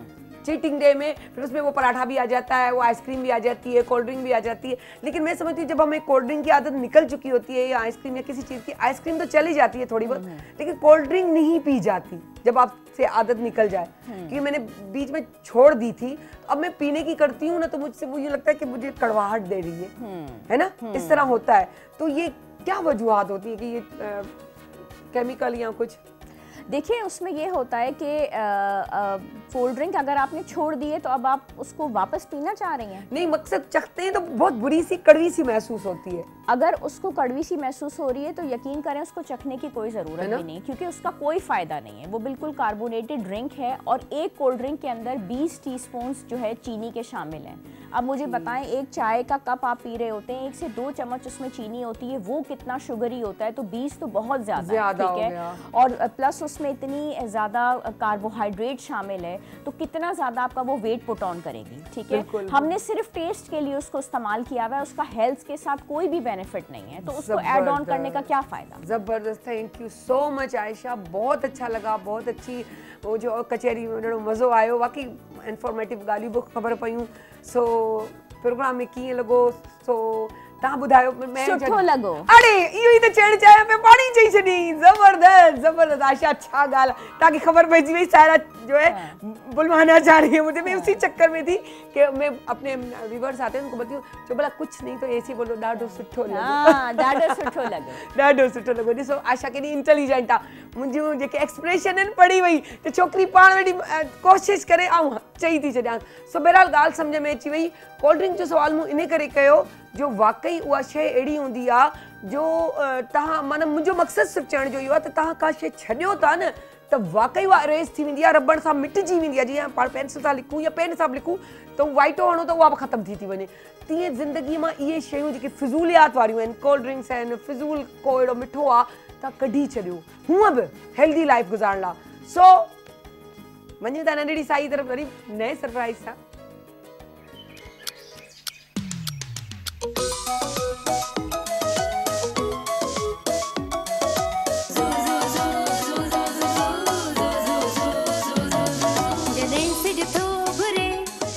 गुलड़ा टिड़न था, जॾहिं सिज थो घुरे त गुलड़ा टिड़न था, सुबुह जा नवां रंग ॾाढा वणनि था, सुबुह जा नवां रंग ॾाढा वणनि था, सुबुह जा नवां रंग ॾाढा वणनि था। Morning at PTV national, morning at PTV national, morning at PTV national, morning at PTV national. Welcome back वरी वरी साई सां वापसि अची विया आहियूं जी। अॼु असां वटि अहिड़ी स्टार मौजूदु आहिनि जिन जो तालुक़ खैरपुर है न, खैरपुर सां अथनि, पर ख़ैरपुर मीरस ख़ासि तौर ते चवंदा आहिनि जी। इहो मीरस ते हमेशह पहिरीं बि मूं इहा ॻाल्हि कई, इहो मीरस छा आहे? मीरपुर आहे मीरस, पर इहो बि पुछंदासीं उन्हनि खां। पर ख़ैरपुर मीरस सां तालुक़ अथनि, उन खां पोइ रेडियो खां स्टार्ट कयनि, 93 खां स्टार्ट अथनि, अनाउंसमेंट बि रेडियो ते कयनि, ड्रामा बि रेडियो ते कयनि ऐं सभु कुझु यानी कि न्यूज़ बि पढ़नि। सो उन खां पोइ आयूं पाकिस्तान टेलीविज़न यानी कि PTV, पोइ स्टार्ट थियो PTV 93 मतिलबु PTV। सो वरी उहो कमु कंदे कंदे माशाअल्लाह सां अॼु ॾाढो सुठो रेडियो जो लाज़मी जिन खे ॼाण हूंदो आहे त उहो चवंदा आहिनि अम्मा ऐं बाबा वारो कमु हूंदो आहे, त तीअं पंहिंजी PTV ऐं रेडियो पाकिस्तान टेलीविज़न हिकु अहिड़ो कॉम्बो आहिनि जे उन जे बग़ैर बि असां अधूरा आहियूं। आवाज़ ऐं स्टाइल ॿई शयूं असांखे रेडियो ऐं TV सेखारींदो आहे। सो असां वेलकम था कयूं असांजी ॾाढी प्यारी सुठी आर्टिस्ट फ़िज़ा मलिक। अस्सलाम वालेकुम फ़िज़ा, कीअं आहियो? मां बिल्कुलु ठीकु, शुक्र अल्हम्दुलिल्लाह। कीअं पियो लॻे? सुबुह जा मॉर्निंग पर्सन आहियो या न? हा हा, है न? पोइ त सही आहे, उहो ई सुठो लॻंदो हूंदो, मज़ो थो अचे, है न? बाक़ी खां पोइ बसि ॿारनि पोइ माण्हू उथी थो वञे। हा, उथी थो वञे, पोइ सुम्हण जी ॻाल्हि ई न आहे। हा, ट्यूशन स्कूल आहे, लाज़मी सुबुह सवेरे ॿार हस्बैंड वञनि था, वरी उहे रिस्पॉन्सिबिलिटीज़ तव्हां वटि कॾहिं बि मैट हुजे कुझु हुजे, पर उन जे बावजूदि माई जे बावजूद बि तव्हांखे पाण पंहिंजा कम संभालणा। माई आऊं रखंदी कोन आहियां, अरे वाह, मायुनि जो कमु वणंदो कोन्हे। इहा ॻाल्हि सच था चओ, सफ़ा बि न। हा। सो फ़िज़ा जूं ॻाल्हियूं ॿुधो पिया न। सो हसमुख भाई असांजे महिमान लाइ चांहि खणी आया आहिनि, तो हसमुख भाई भले अची तव्हां चांहि ॾियो, तव्हांखे इजाज़त आहे। हा, थैंक यू सो मच हसमुख भाई। सो अॼुकल्ह आऊं चांहि कोन पई पिया, तव्हां सम्झंदा हूंदा। सो आऊं सुभाणे खां इंशाल्लाह वरी शुरू करे छॾींदसि। सो बहरहाल कीअं स्टार्ट थियो रेडियो ते 93 में? ॾाढियूं प्रॉब्लम्स, ॾाढियूं मसला मसाइल अमूमन हर जॻह ते औरत लाइ त मसला आहिनि ई आहिनि, चाहे उहा कराची में ई रहंदी हुजे। पहिरों त मां ईअं दोस्तनि सहेलियुनि सां वेंदी हुयसि, रेडियो ते वञणु थींदो हुयो अक्सर। पोइ मूंखे चवणु लॻी तूं कमु छो नथी करें? मूं चयो न यार, मां मुंहिंजी सम्झ खां ॿाहिरि आहे, मूंखे कॾहिं ख़बर ई न आहे त एक्टिंग छा आहे। चई न तूं ट्राए त कर। मूं चयो न छॾेसि, बसि इहो इतफ़ाक़ थियो, इब्तिदा थी वई नई टई प्रोग्राम खां। अच्छा, दोस्त तव्हांखे चयो ऐं बहाने सां तव्हां विया? उते वरी जेके असांजा प्रोड्यूसर साहब हुया उन्हनि बि चयो त फ़िज़ा तव्हां अचो त हूअं ई बि अथा। तंहिंखां हिकु ॿ प्रोग्राम रिकॉर्डिंग, मतिलबु दोस्त सां वेंदा हुआ? हा हा, दोस्त सां गॾु वेंदी हुअसि अक्सर। पोइ मूंखे चवंदी मुंहिंजी रिकॉर्डिंग आहे, मुंहिंजो प्रोग्राम आहे, हल त हलूं था ॿई। ऐं लेडीज़ घटि वेंदियूं आहिनि, ऐं का लेडीज़ पाण उते ईंदी हुजे त इहा त हिकिड़ो हुन लाइ हिकिड़ो ब्लेसिंग हुई, त सुठो आहे असांखे हिकिड़ो सुठो टैलेंट जेको असांखे मिले पियो। बसि पोइ उतां इब्तिदा थी वई। पोइ टीवी ते PTV ते कीअं स्टार्ट कया? जॾहिं कराची आयसि। शादी करे आया हुआ कराची या न? शादी मुंहिंजी बचपन में ई थियल आहे, ईअं सम्झो नंढी एज में, 13 सालनि जी उमिरि में मुंहिंजी शादी थी वई। ओके। त उतां जेको आहे सो जॾहिं आयसि मां ॻोठ में हुयमि, ॻोठ जॾहिं शहर आयसि त इहे प्रॉब्लम शुरू थी आहे, न पिया छॾनि रेडियो ते, सुठो न आहे, सुठो न सम्झो ईंदो आहे। मूं हस्बैंड खे चयो, मूं चयो हिकिड़ी ॻाल्हि ॿुधो, मूंखे थोरो चांस ॾियो। जंहिं ॾींहुं तव्हांखे का शिकायत अची वई उन ॾींहुं तव्हां मूंखे मना करे छॾिजो, ऐं छॾे ॾींदसि। सही आहे, शुक्र अल्हम्दुलिल्लाह। स्क्रीन ते वठी अचण वारो मुंहिंजो हस्बैंड आहे मूंखे। छो त हुन चयो त जॾहिं तूं करे ई थी त स्क्रीन ते कर। इहा वॾी प्लस पॉइंट हुई तव्हांजी। बिल्कुलु। ऐं स्क्रीन ते अचण लाइ मुंहिंजे अंदर में पंहिंजो ख़ौफ़, छो त मुख़्तलिफ़ माण्हू मुख़्तलिफ़ ॻाल्हियूं कंदा हुया त मायुनि सां हीअं थींदो आहे, मायुनि सां हूअं थींदो आहे, मायुनि खे हीअं चयो वेंदो आहे। मूंखे शुरू में कंहिं निजी चैनल वारे चयो त बाबा रिकॉर्डिंग आहे असांजी ऐं तव्हां कमु करणु चाहींदव? मूं चयो हा, कमु त मां कंदसि, दिलि चए थी, पर उन में काई ॿी अहिड़ी हरकत त न हूंदी, मतिलबु जीअं मूंखे कुझु मतिलबु ट्रैक खां हटी करे कुझु चयो वञे। मूं चयो न न, कंहिं तोखे चयो आहे? मूं चयो यार मूं ईअं ॿुधो आहे। चई न न, अहिड़ी का बि ॻाल्हि कोन्हे। असांजो तमामु सुठो सीनियर आर्टिस्ट हुयो मरहूम, अल्लाह साईं हुनखे जन्नतुल फिरदौस में आला मक़ाम अता करे, आशिक़ शाह, सैयद आशिक़ शाह, हो ख़ैरपुर जो हुयो। उन मूंखे मतिलबु स्क्रीन ते जो माण्हू इन जे विच में रहिला, उन्हनि खे ख़बर हुई हिते जो माहौल छा आहे, स्पेशली PTV जो माहौल छा आहे, रिस्पेक्ट इज़त। अॼु बि महिमान ईंदा आहिनि, इहे चवंदा आहिनि असांखे उहे ॾींहं यादि था अची वञनि पुराणा। माण्हू चवंदा आहिनि त PTV हिन महिल कुझु बि कोन्हे, रेडियो पाकिस्तान कुझु बि कोन्हे, पर मां चवां थी त PTV सभु कुझु आहे। अॼु बि तव्हां केॾां वञो हली, हीअं निजी चैनल मूं बिलीव मी पाण ॾिठो आहे, मॉर्निंग शो त पोइ शुरू कयो आहे, ऐं हीअं ॾिसंदी हुअसि, हीअं लाइन लॻी पई हूंदी हुई, पर जंहिं महिल लफ़्ज़ ईंदो PTV, हम PTV के हैं, या असां पीटीवी जा आहियूं जी जी इनको अंदर आने दे बाक़ी दूसरों को इजाज़त नहीं है त इहा हिकिड़ी ऑनरेबल ऐं सुठी ॻाल्हि आहे ऐं वॾी ॻाल्हि इहा त तव्हां पीटीवी सां तव्हांखे जेको मोहबत ऐं मोहब्बत आहे ईअं तव्हांखे फील थो थिए त जीअं तव्हां सिक्योर थी वियो हा एग्ज़ैक्टली इहो रेडियो ऐं पीटीवी ते अचण खां पोइ तव्हां जूं यादूं उन्हनि सां शयुनि सां वाबस्ता आहिनि तव्हांखे हिकिड़ी अंदरि मां एॾी सुठी वाइब थी अचे जो तव्हांजी दिलि ख़ुशि थी वञे ऐं जीअं तरीक़े सां तव्हांजो मैडम तव्हां अच्छा उहो मैडम त हर जॻह ते लफ़्ज़ ॿुधणो पर हिते जो मैडम जेको आहे उहो हिकिड़ो स्मूथ ॾाढो लाइट ॾाढो प्यार तव्हां पंहिंजाइप वारो कमु हिकिड़ो कोट थो चढ़ी वञे जहिड़ो ईअं थो लॻे कॉरिडोर मां तव्हां गुज़रो था त तव्हांखे हिकिड़ो एॾो सुकून महसूस थो थिए त जीअं तव्हां पंहिंजे घर में अची विया आहियो उहो चवां थी न हिकिड़ो कोड लॻी थो वञे हिकिड़ो लॉक लॻी थो वञे तव्हां हाणे हिन जॻह ते महफ़ूज़ आहियो तव्हांजे लाइ को प्रॉब्लम छो जो जेॾीमहिल लफ़्ज़ गवर्नमेंट गॾु थो अची वञे न त इलाही सिक्योरिटी त उन लफ़्ज़ ते असां वटि अची थी वञे चाहे उहो असांजो स्कूल हुजनि कॉलेजिस हुजनि रेडियो स्टेशन टीवी हुजे या को ऑफिस हुजे सेफ्टी सिक्योरिटी लफ़्ज़ गवर्नमेंट अचो वञे है न इन शइ जो हिकिड़ो असांखे नंढपण खां ई माइटनि या गुटी विझी छॾी ऐं ॿुधंदा पिया अचूं न त हीअ शइ जेका गवर्नमेंट सां लॻापियल आहे उहा सिक्योर ऐं सेफ आहे अच्छा तव्हां पीटीवी ते कहिड़ो पहिरियों ड्रामो कयो ड्रामो त मूंखे नालो यादि हींअर कोन्हे सीरियल कई ओके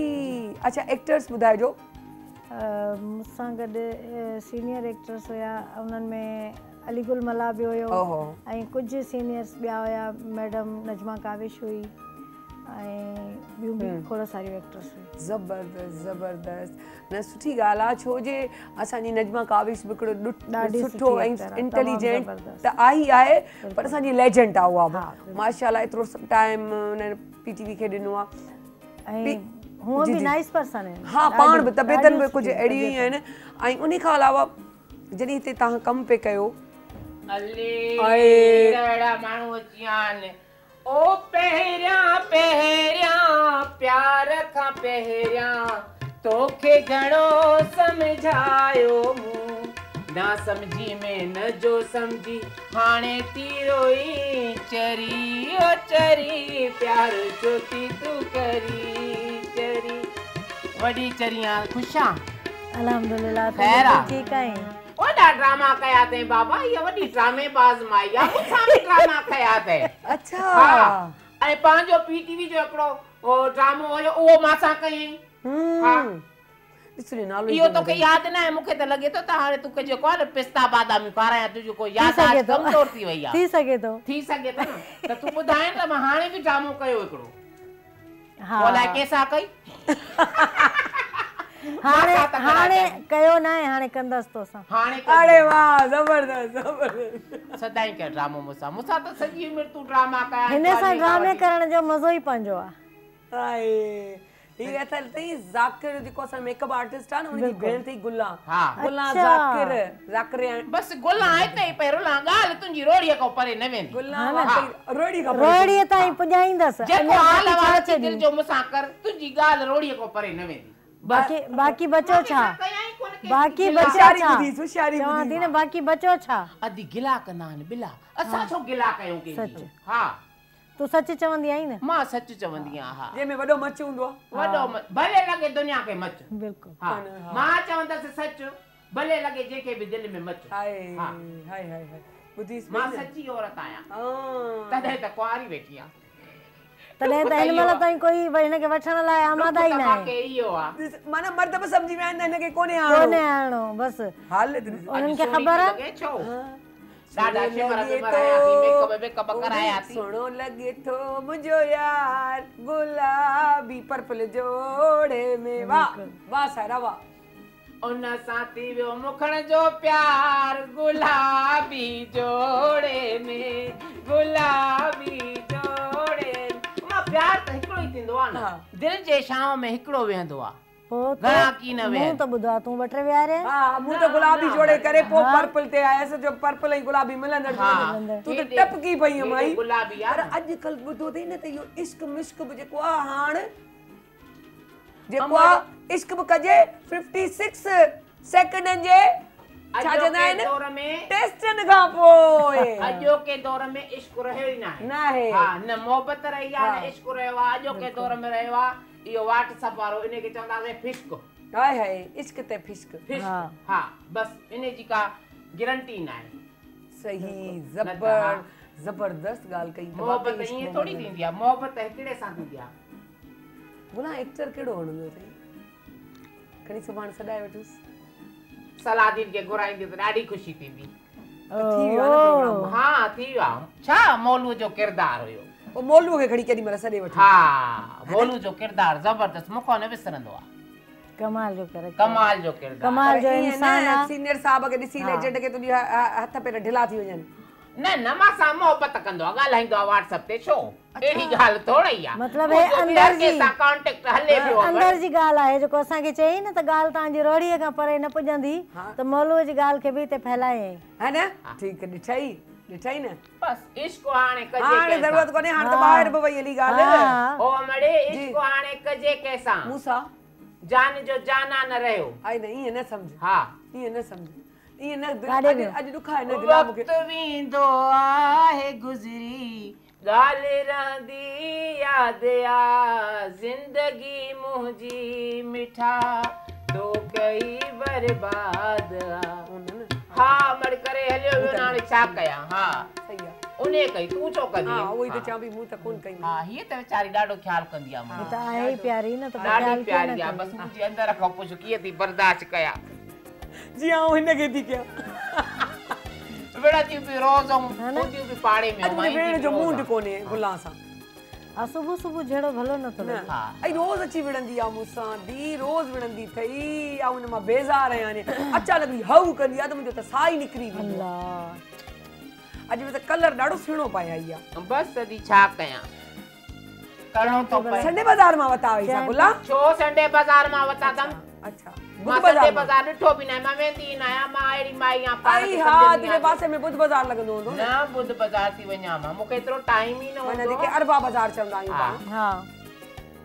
हे मुंहिंजे कपिड़ा सऊदीअ मां आया आहिनि उते बि ओ व्हाट्सएप ते ई छा ओ हा हा तॾहिं त आया अथसि कपिड़ा होॾां सऊदीअ मां आया आहिनि उते व्हाट्सएप ते आहे उते बि तूं व्हाट्सएप ते साड़ियूं मुंहिंजूं दुबई खां ईंदियूं आहिनि ख़बर थी न पाण खे हा सभु ख़बर आहे सभु ख़बर आहे दुबई मां ई ईंदियूं आहिनि मूं चयो थाईलैंड वाईलैंड मां त कोन न न थाईलैंड न बसि दुबई में पंहिंजा खोड़ रहनि था न प्यार तो साथ कनि सभु उते हा, रहनि त थाईलैंड में बि हिन सभु हिनखे छॾे अकेलो वीचारी खे कॾहिं ॿाहिरि भॼी अधी रहनि त थाईलैंड न में हिन पिया, पर तपाए मां छॾियुनि न अहिड़ा कपिड़ा मां नथी पाए सघां कंहिंजी थाईलैंड ॻाल्हि ई वारा। नथी रखे तपाए थी छॾेनि त पोइ ज़ाहिर आहे उहो भॼी वञी कंहिं मुल्क वठी में त वञनि वसंदा उते नी। वरानी ज़िंदगी वीचारी हेठि ॿियो कुझु न त सिवियूं ते उते जे दरिया ते हा, वेठी हुजे वेठी हुजे हा।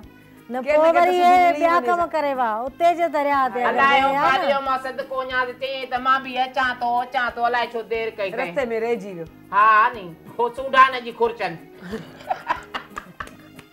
अचे न हुसैन शेख मांखे ड्रामे में कमु करणो आहे वॾो डायरेक्टर आहे ॿुधो आहे त हा है न? तमामु सुठो हा, डायरेक्टर वरी- पाड़े जो वॾो आहे तमामु उहो सुठो वॾो आहे इंसान आहे न न डायरेक्टर वॾो आहे मां ॾिठो न आहे अॼु ॾिसंदसि फोटू ॾिठा त मां सॼी राति निंड न आई अमड़ बहु थो थिए हाणे अलाह करे अचे त मां साम्हूं हुनखे फेस कयां सो बहरहाल हीअ त ईअं मथो खाईंदी रहंदी जान कोन छॾींदी सो मुंहिंजे ख़्याल सां पाणी था थोरो ब्रेक वठूं साई खणूं त हीअ साह पंहिंजो छॾे सो वरी त नंढड़ी साईअ तरफ़ वरी वापसि अच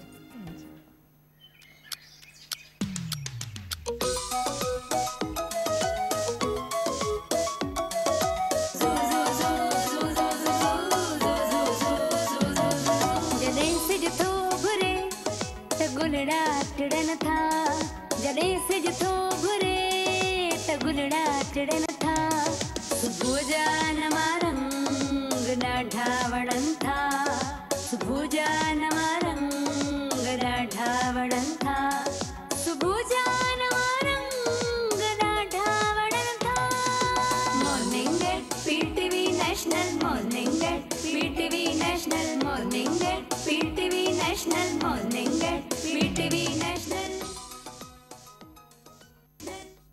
वेलकम बैक आराम सां थधा बंजाणा करे वेठी बसि पर हिन लाइ जो बेसुकून करण लाइ उथी कोन्हे छा कयां तव्हांखे ॿुधायां थी मुसीबत वेठी आहे सो बहरहाल ऐं नियारसी कोन थी हींअर पहिरीं खां पंहिंजी दोस्त थी नियारियां सो आऊं पंहिंजो वेलकम कयां थी आबिदा खे।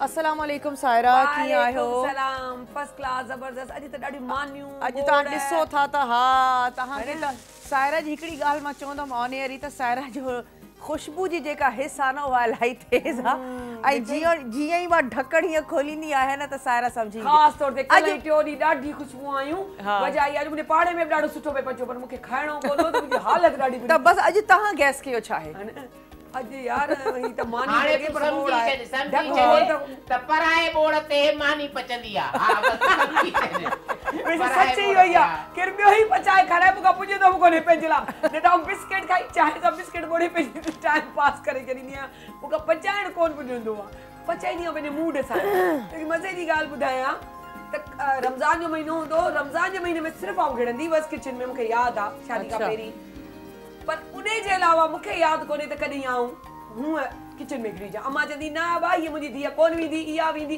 बाक़ी घर खे डेकोरेट करणु हुजे घर जा कम हुजनि शादियूं कराइणियूं हुजनि कपिड़ा डिज़ाइन कराइणा हुजनि इहे सभु आऊं मानी में मुंहिंजी टियों नंबर भेण सुमाल आहे उहा अहिड़ी कुकिंग कंदी जो अॼु ताईं अच्छा कुकिंग वरी मज़े जी ॻाल्हि आहे सभिनी भेणुनि जी सुठी आहे पर दिलचस्पी सिर्फ़ु उनखे खणी आहे कंहिंजो कुकिंग सां प्यार हूंदो आहे दिलचस्पी हूंदी आहे मुंहिंजी कुकिंग उन्हनि खे वणंदी आहे सुठी बि लॻंदी आहे चाहे चाइनीज़ ठाहे या कुझु बि ठाहे पर मसलो इहो आहे मूंखे दिलचस्पी कुकिंग सां अचणु खपे अम्मा वारो जुमिलो अम्मा हिकिड़ो पेर कार ते ॿियो कारपेट ते हा अचणु खपे हर शइ धीअ खे सभु कम हाणे धीअ खे सिखे न हा धीअ खे सेखारे बाने नुंहं खे फासाए ॾिसो न वक़्तु हिकु जहिड़ो न हूंदो न इहा ॻाल्हि सच आहे इन में ॾाढी अॼु गुलाब ॾाढी समझदारी वारी ॻाल्हियूं पई करे ॾाढो पई वणे मां केतिरो टाइम चेरी ॾाढो वणे तो ग्रीन वगे में मुंहिंजो यार मां केतिरो ग्रीन वारे वगे में ॾिस न सुबुह सुबुह जो सवेर उथी आहे वीचारी मानी आबिदा जेको आहे उन्हनि खे लॻी पई आहे पंहिंजो अञा त कातर खे अच्छा आबिदा मां इन जी गार्निशिंग जी कटिंग थी कयां अॼु मां कढ़ाई ठाही आहे ऐं इन जी बि मां हमेशह वांगुरु थोरी रेसिपी ॿुधाईंदमि ऐं गार्निशिंग में इन जी सुठियूं लॻंदियूं आहिनि सावा मिर्च पर मां इलाही चटपटी ठाही आहे त मां चयो हिकिड़ो मिर्च काफ़ी आहे वरी सभिनीनि खे मिर्चियूं न लॻनि अदरक हिन में तमामु सुठी लॻंदी आहे ढेर सारी अदरक ऐड कयो ऐं धाणा ऐं धाणनि जी हिकिड़ी ॻाल्हि इहा बि ॿुधाए जॾहिं तव्हांखे कॾहिं ईअं लॻे त मिर्च थोरा तेज़ थी विया आहिनि त धाणा घणा विझी छॾियो सॼी गठी ऐड कयो त हुन में मिर्च बि थोरा घटि थी वेंदा आहिनि अच्छा इन में मां सभु कुटियल मसाला शामिल कया आहिनि ऐं उहे मसाला तव्हां ठाहे करे पंहिंजे घर में कढ़ाई मसालो बि ठाहे रखी सघो था यानी कुटियल मिर्च कुझु बि थी वञे अॼु न आहे छॾणी तुंहिंजी अॼु न आहे छॾणी कुटियल मिर्च ऐं कुटियल धाणा इन सां गॾु तव्हां लूणु ऐड कयो थोरी तव्हां ऐड कयो हिन में कसूरी मेथी ऐं थोरो चाट मसालो हेड चाट मसालो थोरो हेड ऐं इन्हनि तमामु शयुनि खे मिक्स करे जार में भरे रखो ऐं हे तव्हां जॾहिं बि कढ़ाई ठाहियो था त तव्हां हुन में इहो ऐड करे सघो था बसि मसाला कुटियल हुजनि हाणे वरी था चऊं चाट मसाला हा लूणु कुटियल धाणा कुटियल गाढ़ा मिर्च कसूरी मेथी बस ये 6 शयूं हाँ 6 खां घणी 7 थियूं 6 या 7 हाँ तव्हां भले काउंट कयो 6 शयूं थियूं गाढ़ा मिर्च सुका धाणा जीरो भी हुजे हाँ जीरो जेके या मसाला गरम मसालो ऐड कयो जीरे जी जगह से इहो अच्छा इन्हनि जी मिक़दार कीअं हुजे असल में गरम मसालो घटि पवंदो इहो थोरो सम्झायो बसि ॾिसो न लूण जे हिसाब सां सभु शइ पवंदी जेकॾहिं लूणु तव्हां हिकिड़ो टेबल स्पून खयो आहे त मिर्च हुन खां थोरा तव्हां घणा खणंदव लाज़मी आहे न लाज़मी आहे धाणा हुन खां थोरा घणा तव्हां ऐड कयो पचाइण वारियूं मायूं त सम्झी वेंदियूं वरी जेको गरम मसालो आहे सो लूण खां थोरो घटि पवंदो माना उहो मसालो ईअं ठहियल हुजे जो घटि में घटि टाइम या 2 टाइम जो ठहियो पियो हुजे तव्हांखे उनखे अदद मिक़दार किलो या अधु किलो जी एतिरी हुजे या तव्हां हिकिड़ो टेबल स्पून विझो नॉर्मली हाफ केजी गोश्त जेकॾहिं आहे न 2 टेबल स्पून काफ़ी हूंदा आहिनि नॉर्मल जेकॾहिं तव्हां मिर्च मसालो खाओ था जेकॾहिं तेज़ था खाओ त 3 टेबल स्पून मुंहिंजे ख़्याल सां हद आहे माना मेथी भी मस्त आहे हा मेथी ज़रूरी आहे ऐं बि चाट मसाला ऐं मेथीअ सां न त हो हिकिड़ो कढ़ाई वारो हुन में फ्लेवर ईंदो ऐं तव्हांखे फील थींदो त हा वाक़ई जेके पैकेट वारा कढ़ाई मसाला आहिनि न त असां उहे शामिल कया आहिनि मेथी जो तमामु सुठी खुशबू ईंदी आहे अच्छा हिकिड़ी शइ ॿी बि चवंदा आहिनि त मेथी जेकी पाण लास्ट में विझंदा आहियूं विझी ऐं ढक ॾेई छॾींदा आहियूं हा अमूमन बिल्कुलु त उन में चवंदा आहिनि त उहो अगरि पहिरीं विझी छॾियो त कड़वाहट थी अचे इहो न ईंदी है न तव्हां कयो पिया तव्हां बिल्कुलु न ईंदी छो त असां जेके बि पैकेट जा मसाला वठूं था इन में ऐड थियल हूंदी आहे कॾहिं तव्हां ईअं मसाले खे खणी गौर सां ॾिसंदव तव्हांखे मेथी नज़र ईंदी सही त इहो हूंदो आहे कोई इशू न आहे तव्हां ऐड करे सघो था बल्कि बॉटल में ठाहे रखो त असांजी उहे भेनर जेके वाकई थोड़ी सायरा जहिड़ियूं आहिनि त हर डिफरेंट दॿा खणो मसालनि जा, वरी माण्हू इरिटेट थो थिए। हिकिड़ी तव्हां बॉटल खई न वरी इहा बुराई अथमि, पचाईंदी आहे त दिलि सां पोइ चवंदी आहे हर मसालो अलॻि अलॻि विझां। अच्छा ऐं वरी छा मां रखंदी आहियां स्टीम ते त माना हिकिड़ी बेचैनी हूंदी आहे, भले सभु कुझु विझो, कारियूं मिरियूं बि थोड़ी ओॾी महिल विझंदसि, चाहे दाल हुजे चाहे कढ़ाई हुजे, अदरक पंहिंजो ॿियो सावा धाणा, सावा मिर्च कटिंग करे, ऐं उन खां पोइ गरम मसालो, मेथी, इहा मथां विझी पोइ ढक रखंदी आहियां। मूंखे उन जो मज़ो, ऐं चवंदी आहियां मथे न जेसिताईं सेटिंग हुजे हुनजी, ऐं मथां न शयूं पाइनि, मूंखे मज़ो। ऐं भले तव्हां मसालो विझो बि अथा न कढ़ाई जो, त पोइ बि तव्हां थोड़ी कसूरी मेथी वग़ैरह मथां विझो, कोई इशू कोन्हे, थोड़ी मथां ऐड करे सघो था। ऐं मसाले में पोइ तव्हां थोड़ी घटि रखो कयो। अच्छा हिकिड़ो एक्सपीरियंस ॿियो बि थी शेयर कयां, लाज़मी मूं वांगुरु मुंहिंजी ॿिया बि व्यूअर्स हूंदा, सभु हूंदा, त जेको आहे पाण जेॾी महिल चांवर पंहिंजो इहो गोश्त विझंदा आहियूं धोई त छाणी ते रखंदा आहियूं। सही। पर बाज़ औक़ात तव्हां ॾिसो त इलाही देरि रखण सां जेको रतु हूंदो आहे थोरो हुन में लॻल हूंदो आहे, पोइ उहा ॻाल्हि कोन वणंदी आहे। विछड़ा माण्हू इलाही माण्हू विछड़ा हूंदा आहिनि, चवंदा आहिनि त न यार ईअं न हुजे, पोइ धोई जीअं मूं जहिड़ो माण्हू धोई हुन विटामिन्स त उते ई ख़तमु करे छॾे, गरम पाणी में बि विझंदी आहियां, साफ़ करे पोइ साफ़ कंदी आहियां, ठीकु आहे न। उहो कढी असां था विझूं जेॾी महिल देगिड़े में, त पाणी छॾींदो आहे पंहिंजो हिकदमि। बिल्कुलु। तव्हां ऑयल ओॾी महिल न विझो, छा इहो सही तरीक़ो आहे? त माना ओॾी महिल थोड़ी गरम थी वञे, पाणी सुकी वञे, पोइ ऑयल विझे। बिल्कुलु सही आहे, है न? बिल्कुल सही आहे। त हो उनजी जेकी बि हिकिड़ी रत आहे या उनजी हिकिड़ी बादीपन आहे, उहो तव्हां अवल ड्राई कयो, या उन वक़्तु तव्हां थूम ऐं अदरक विझी छॾियो। हा इहो बि कंदी आहियां, इहो पुछण वारी मुंहिंजे पाण इलाही सवाल थी वेंदा, थूम ऐं अदरक विझी उनखे थोड़ो भुञी करे पोइ मसाला ऐं तेल विझो। हा उन में मज़ो ईंदो आहे। ऐं थूम खां सवाइ त अधूरी आहे न, अधूरी आहे। हा इहो ई सोचे पे, गुलाब चुप पुछो आहे, गुलाब न मां चुप चवा, मां ॿुधा पई, तूं बि सियाणी आहे, हो बि हाणे शेफ थी वई आहे, थोड़ी ॻाल्हि थोड़ी आहे, इलाही शयूं सिखबियूं आहिनि न, ॿुधजे न अॻ में ॻाल्हि, त मां बि नोट पई कयां त छा छा सड़ां बि थी न थोरो, त वरी पोइ एक्सपर्ट आऊं केतिरी आहियां उहो बि ॿुधाईंदी आहियां। बसि अलाह तोखे सबुर ॾींदो के को सड़ न। हा बसि अलाह साईं तोखे ख़ुशि रखे। आमीन। हा आमीन। अच्छा बोला तूं कीअं ठाहींदी? मां बि ईअं जीअं ॿुधाए थी। हा बिल्कुलु। हा पोइ खाईंदो केरु आहे? खाईंदा मुंहिंजा घर जा भातियनि छो बच्चा, भाटिया भाटियूं इहे सभु पंहिंजा बच्चा आहिनि न। हा अमर बाक़ी घर में किरो जेको कंदी आहे मुंहिंजी भाटी जेका शीलू आहे उहा। अच्छा। हा चवंदी आहे मां साग वाग न खाईंदी, मां देसी शयूं न खाईंदी मैं। हा बर्गर खाईंदी खार आहे न, पली ऐं चांवरनि जी मानी। अमर हाणे तुंहिंजो नसीब हो पली ऐं चांवरनि जी मानी मां पचाई, तोखे फोन कयमि तो चो मां हैदराबाद वेठी आहियां। छुट्टियुनि में कहिड़ी ज़रूरत कहिड़ी भई पचाए? मूंखे कहिड़ी ख़बर, छुट्टियुनि में त माण्हू छुट्टियुनि वारो कमु न कर, छुट्टियुनि वारो कमु न कयां त तो बि मानी खाधी। अमर मां रोज़ कमाई जाइपा। सही ॻाल्हि काता कार तूं त वहंदी आहीं। तव्हां ॿुधायो पंहिंजो फिज़ा, तव्हां कुकिंग कंदा आहियो? जी। त तव्हां माना दिलचस्पी वारो या मूं जहिड़ा आहियो? ॾाढी। हाँ ॾाढी सुठी। हाय मुंहिंजो बि ईअं सम्झो त कुकिंग सां इश्क़ आहे। हाय हाय जेके इश्क़ हुजे उहो ई करे। सची ॻाल्हि, असांखे इश्क़ कोन्हे, असांखे मुश्क आहे, तो कमु हलियो वञे। न न वाकई में इहो ॾाढो सुठो पचाईंदी आहे। हा हिन जो कुकिंग सां इश्क़ आहे, जंहिंजो इश्क़ आहे उहो नज़र ईंदो आहे। बिल्कुलु। कुकिंग जे करे वरी कंहिंजो हिन सां इश्क़ आहे। हाय जीअं आउं खाईंदी आहियां आपदा जी, त मूंखे आपदा जी कुकिंग वणंदी आहे। छो त ॾिसो जेके सची ॻाल्हि आहे शेफ हुजे ऐं हुनजे हथ में टेस्ट न हुजे, इहो थी नथो सघे।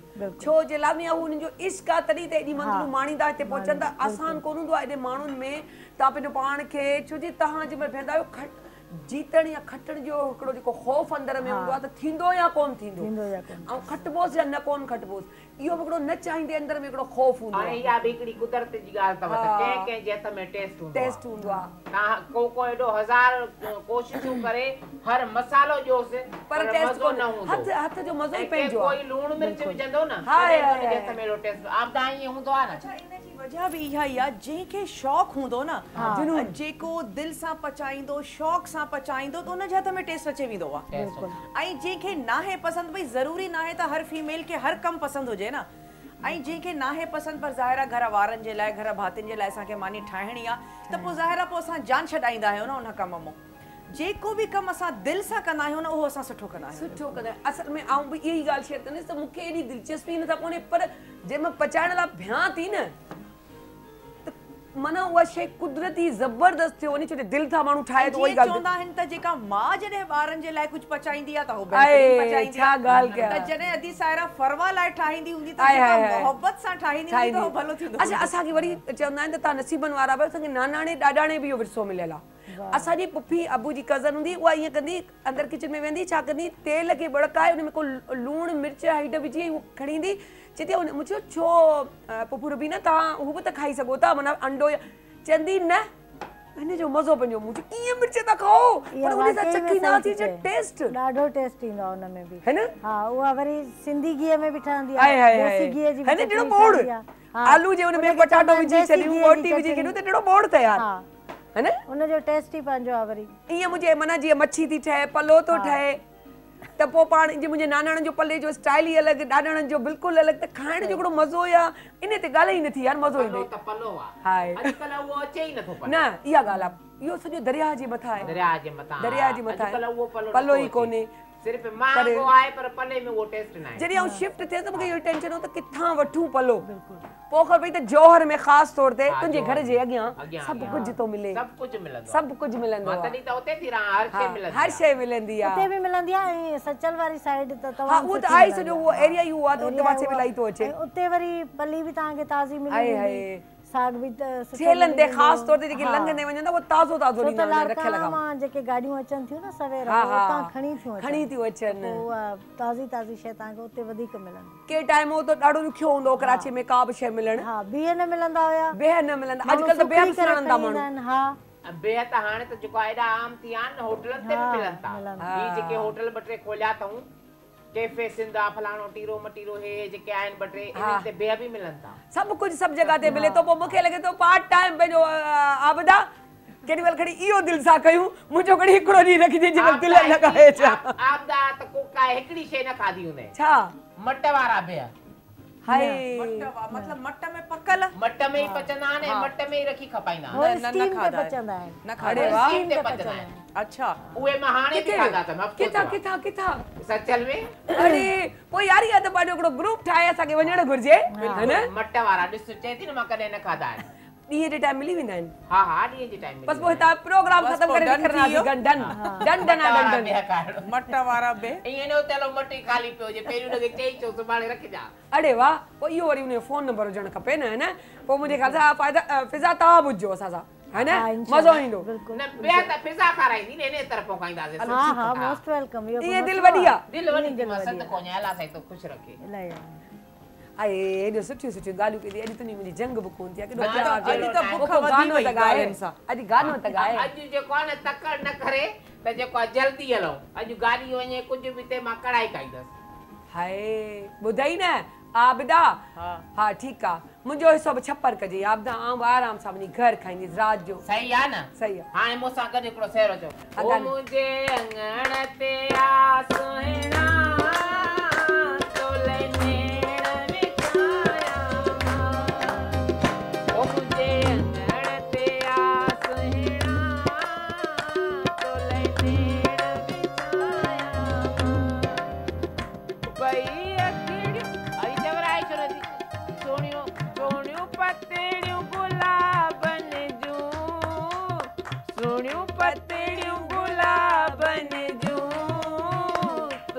मथां चटाया मुंहिंजे अंगण ते आ सुहिणा तोले नेण विछाया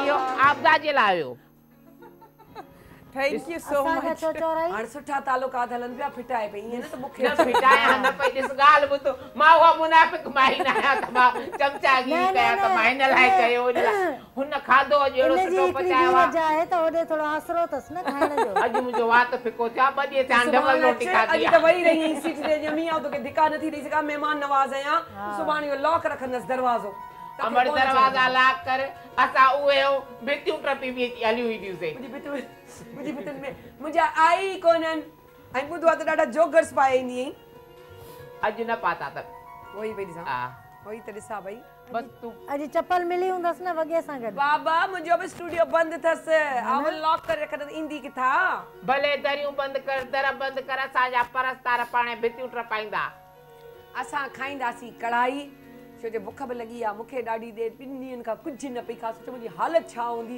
थोरो ख़ुशबुनि ते कमाल पियो हले कुझु खाइणो कोन अॼु थोरी ठीकु थी आहे त चवां थी ॿियो न भला ॾींहं जो न राति जो थोरो त चखिया सो टाइम छा बचियो आहे असां वटि एंड थी वई पर ख़बर ई न पई का ख़बर ई न पई हाय हाय हसी ज़िंदगी गुज़री वई का ख़बर न अमी तू ताधा मा टोड़े न वरी को न इहो कोने हो या हवा हाफिज़ा ता ये हसी ज़िंदगी गुज़री वई ख्वाब हो या हवा का ख़बर ही न पई ये हसी ज़िंदगी बेसुरन जो कमाल ॾिसो सो थैंक यू फिज़ा ॾाढो मज़ो आयो ऐं असांजी गुलाम अॼु पथड़ी मारे वही रही मतलब मूं सोचो त आऊं वियारींदीसि पंहिंजी दोस्त खे शेफ खे ऐं आऊं थोरी कंदीसि हथ कढ़ाई सॼी गुम करे छॾियां पर छा आहे वही रही मुसीबत पर मूं ते पंहिंजा तालुका त सुठा करे छॾिया आहिनि तव्हां मुंहिंजी सुठी दोस्त आहे सो थैंक यू आबदा ऐं अॼु न ठाही आहे वैसे कढ़ाई सुभाणे ठाही आहे पर बहरहाल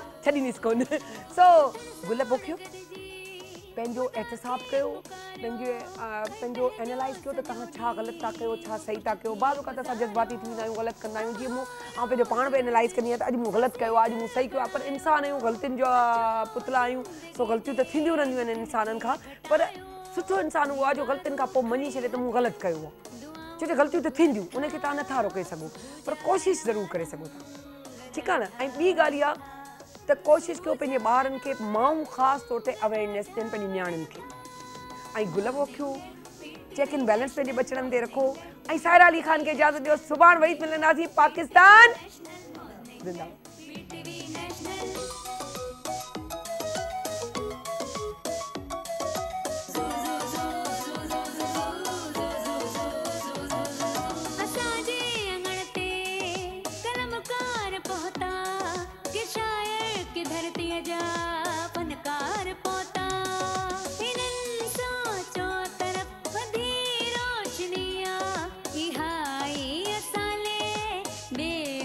खुशियाँ कयूं कहिड़ी तारीफ़ के ॾाढनि था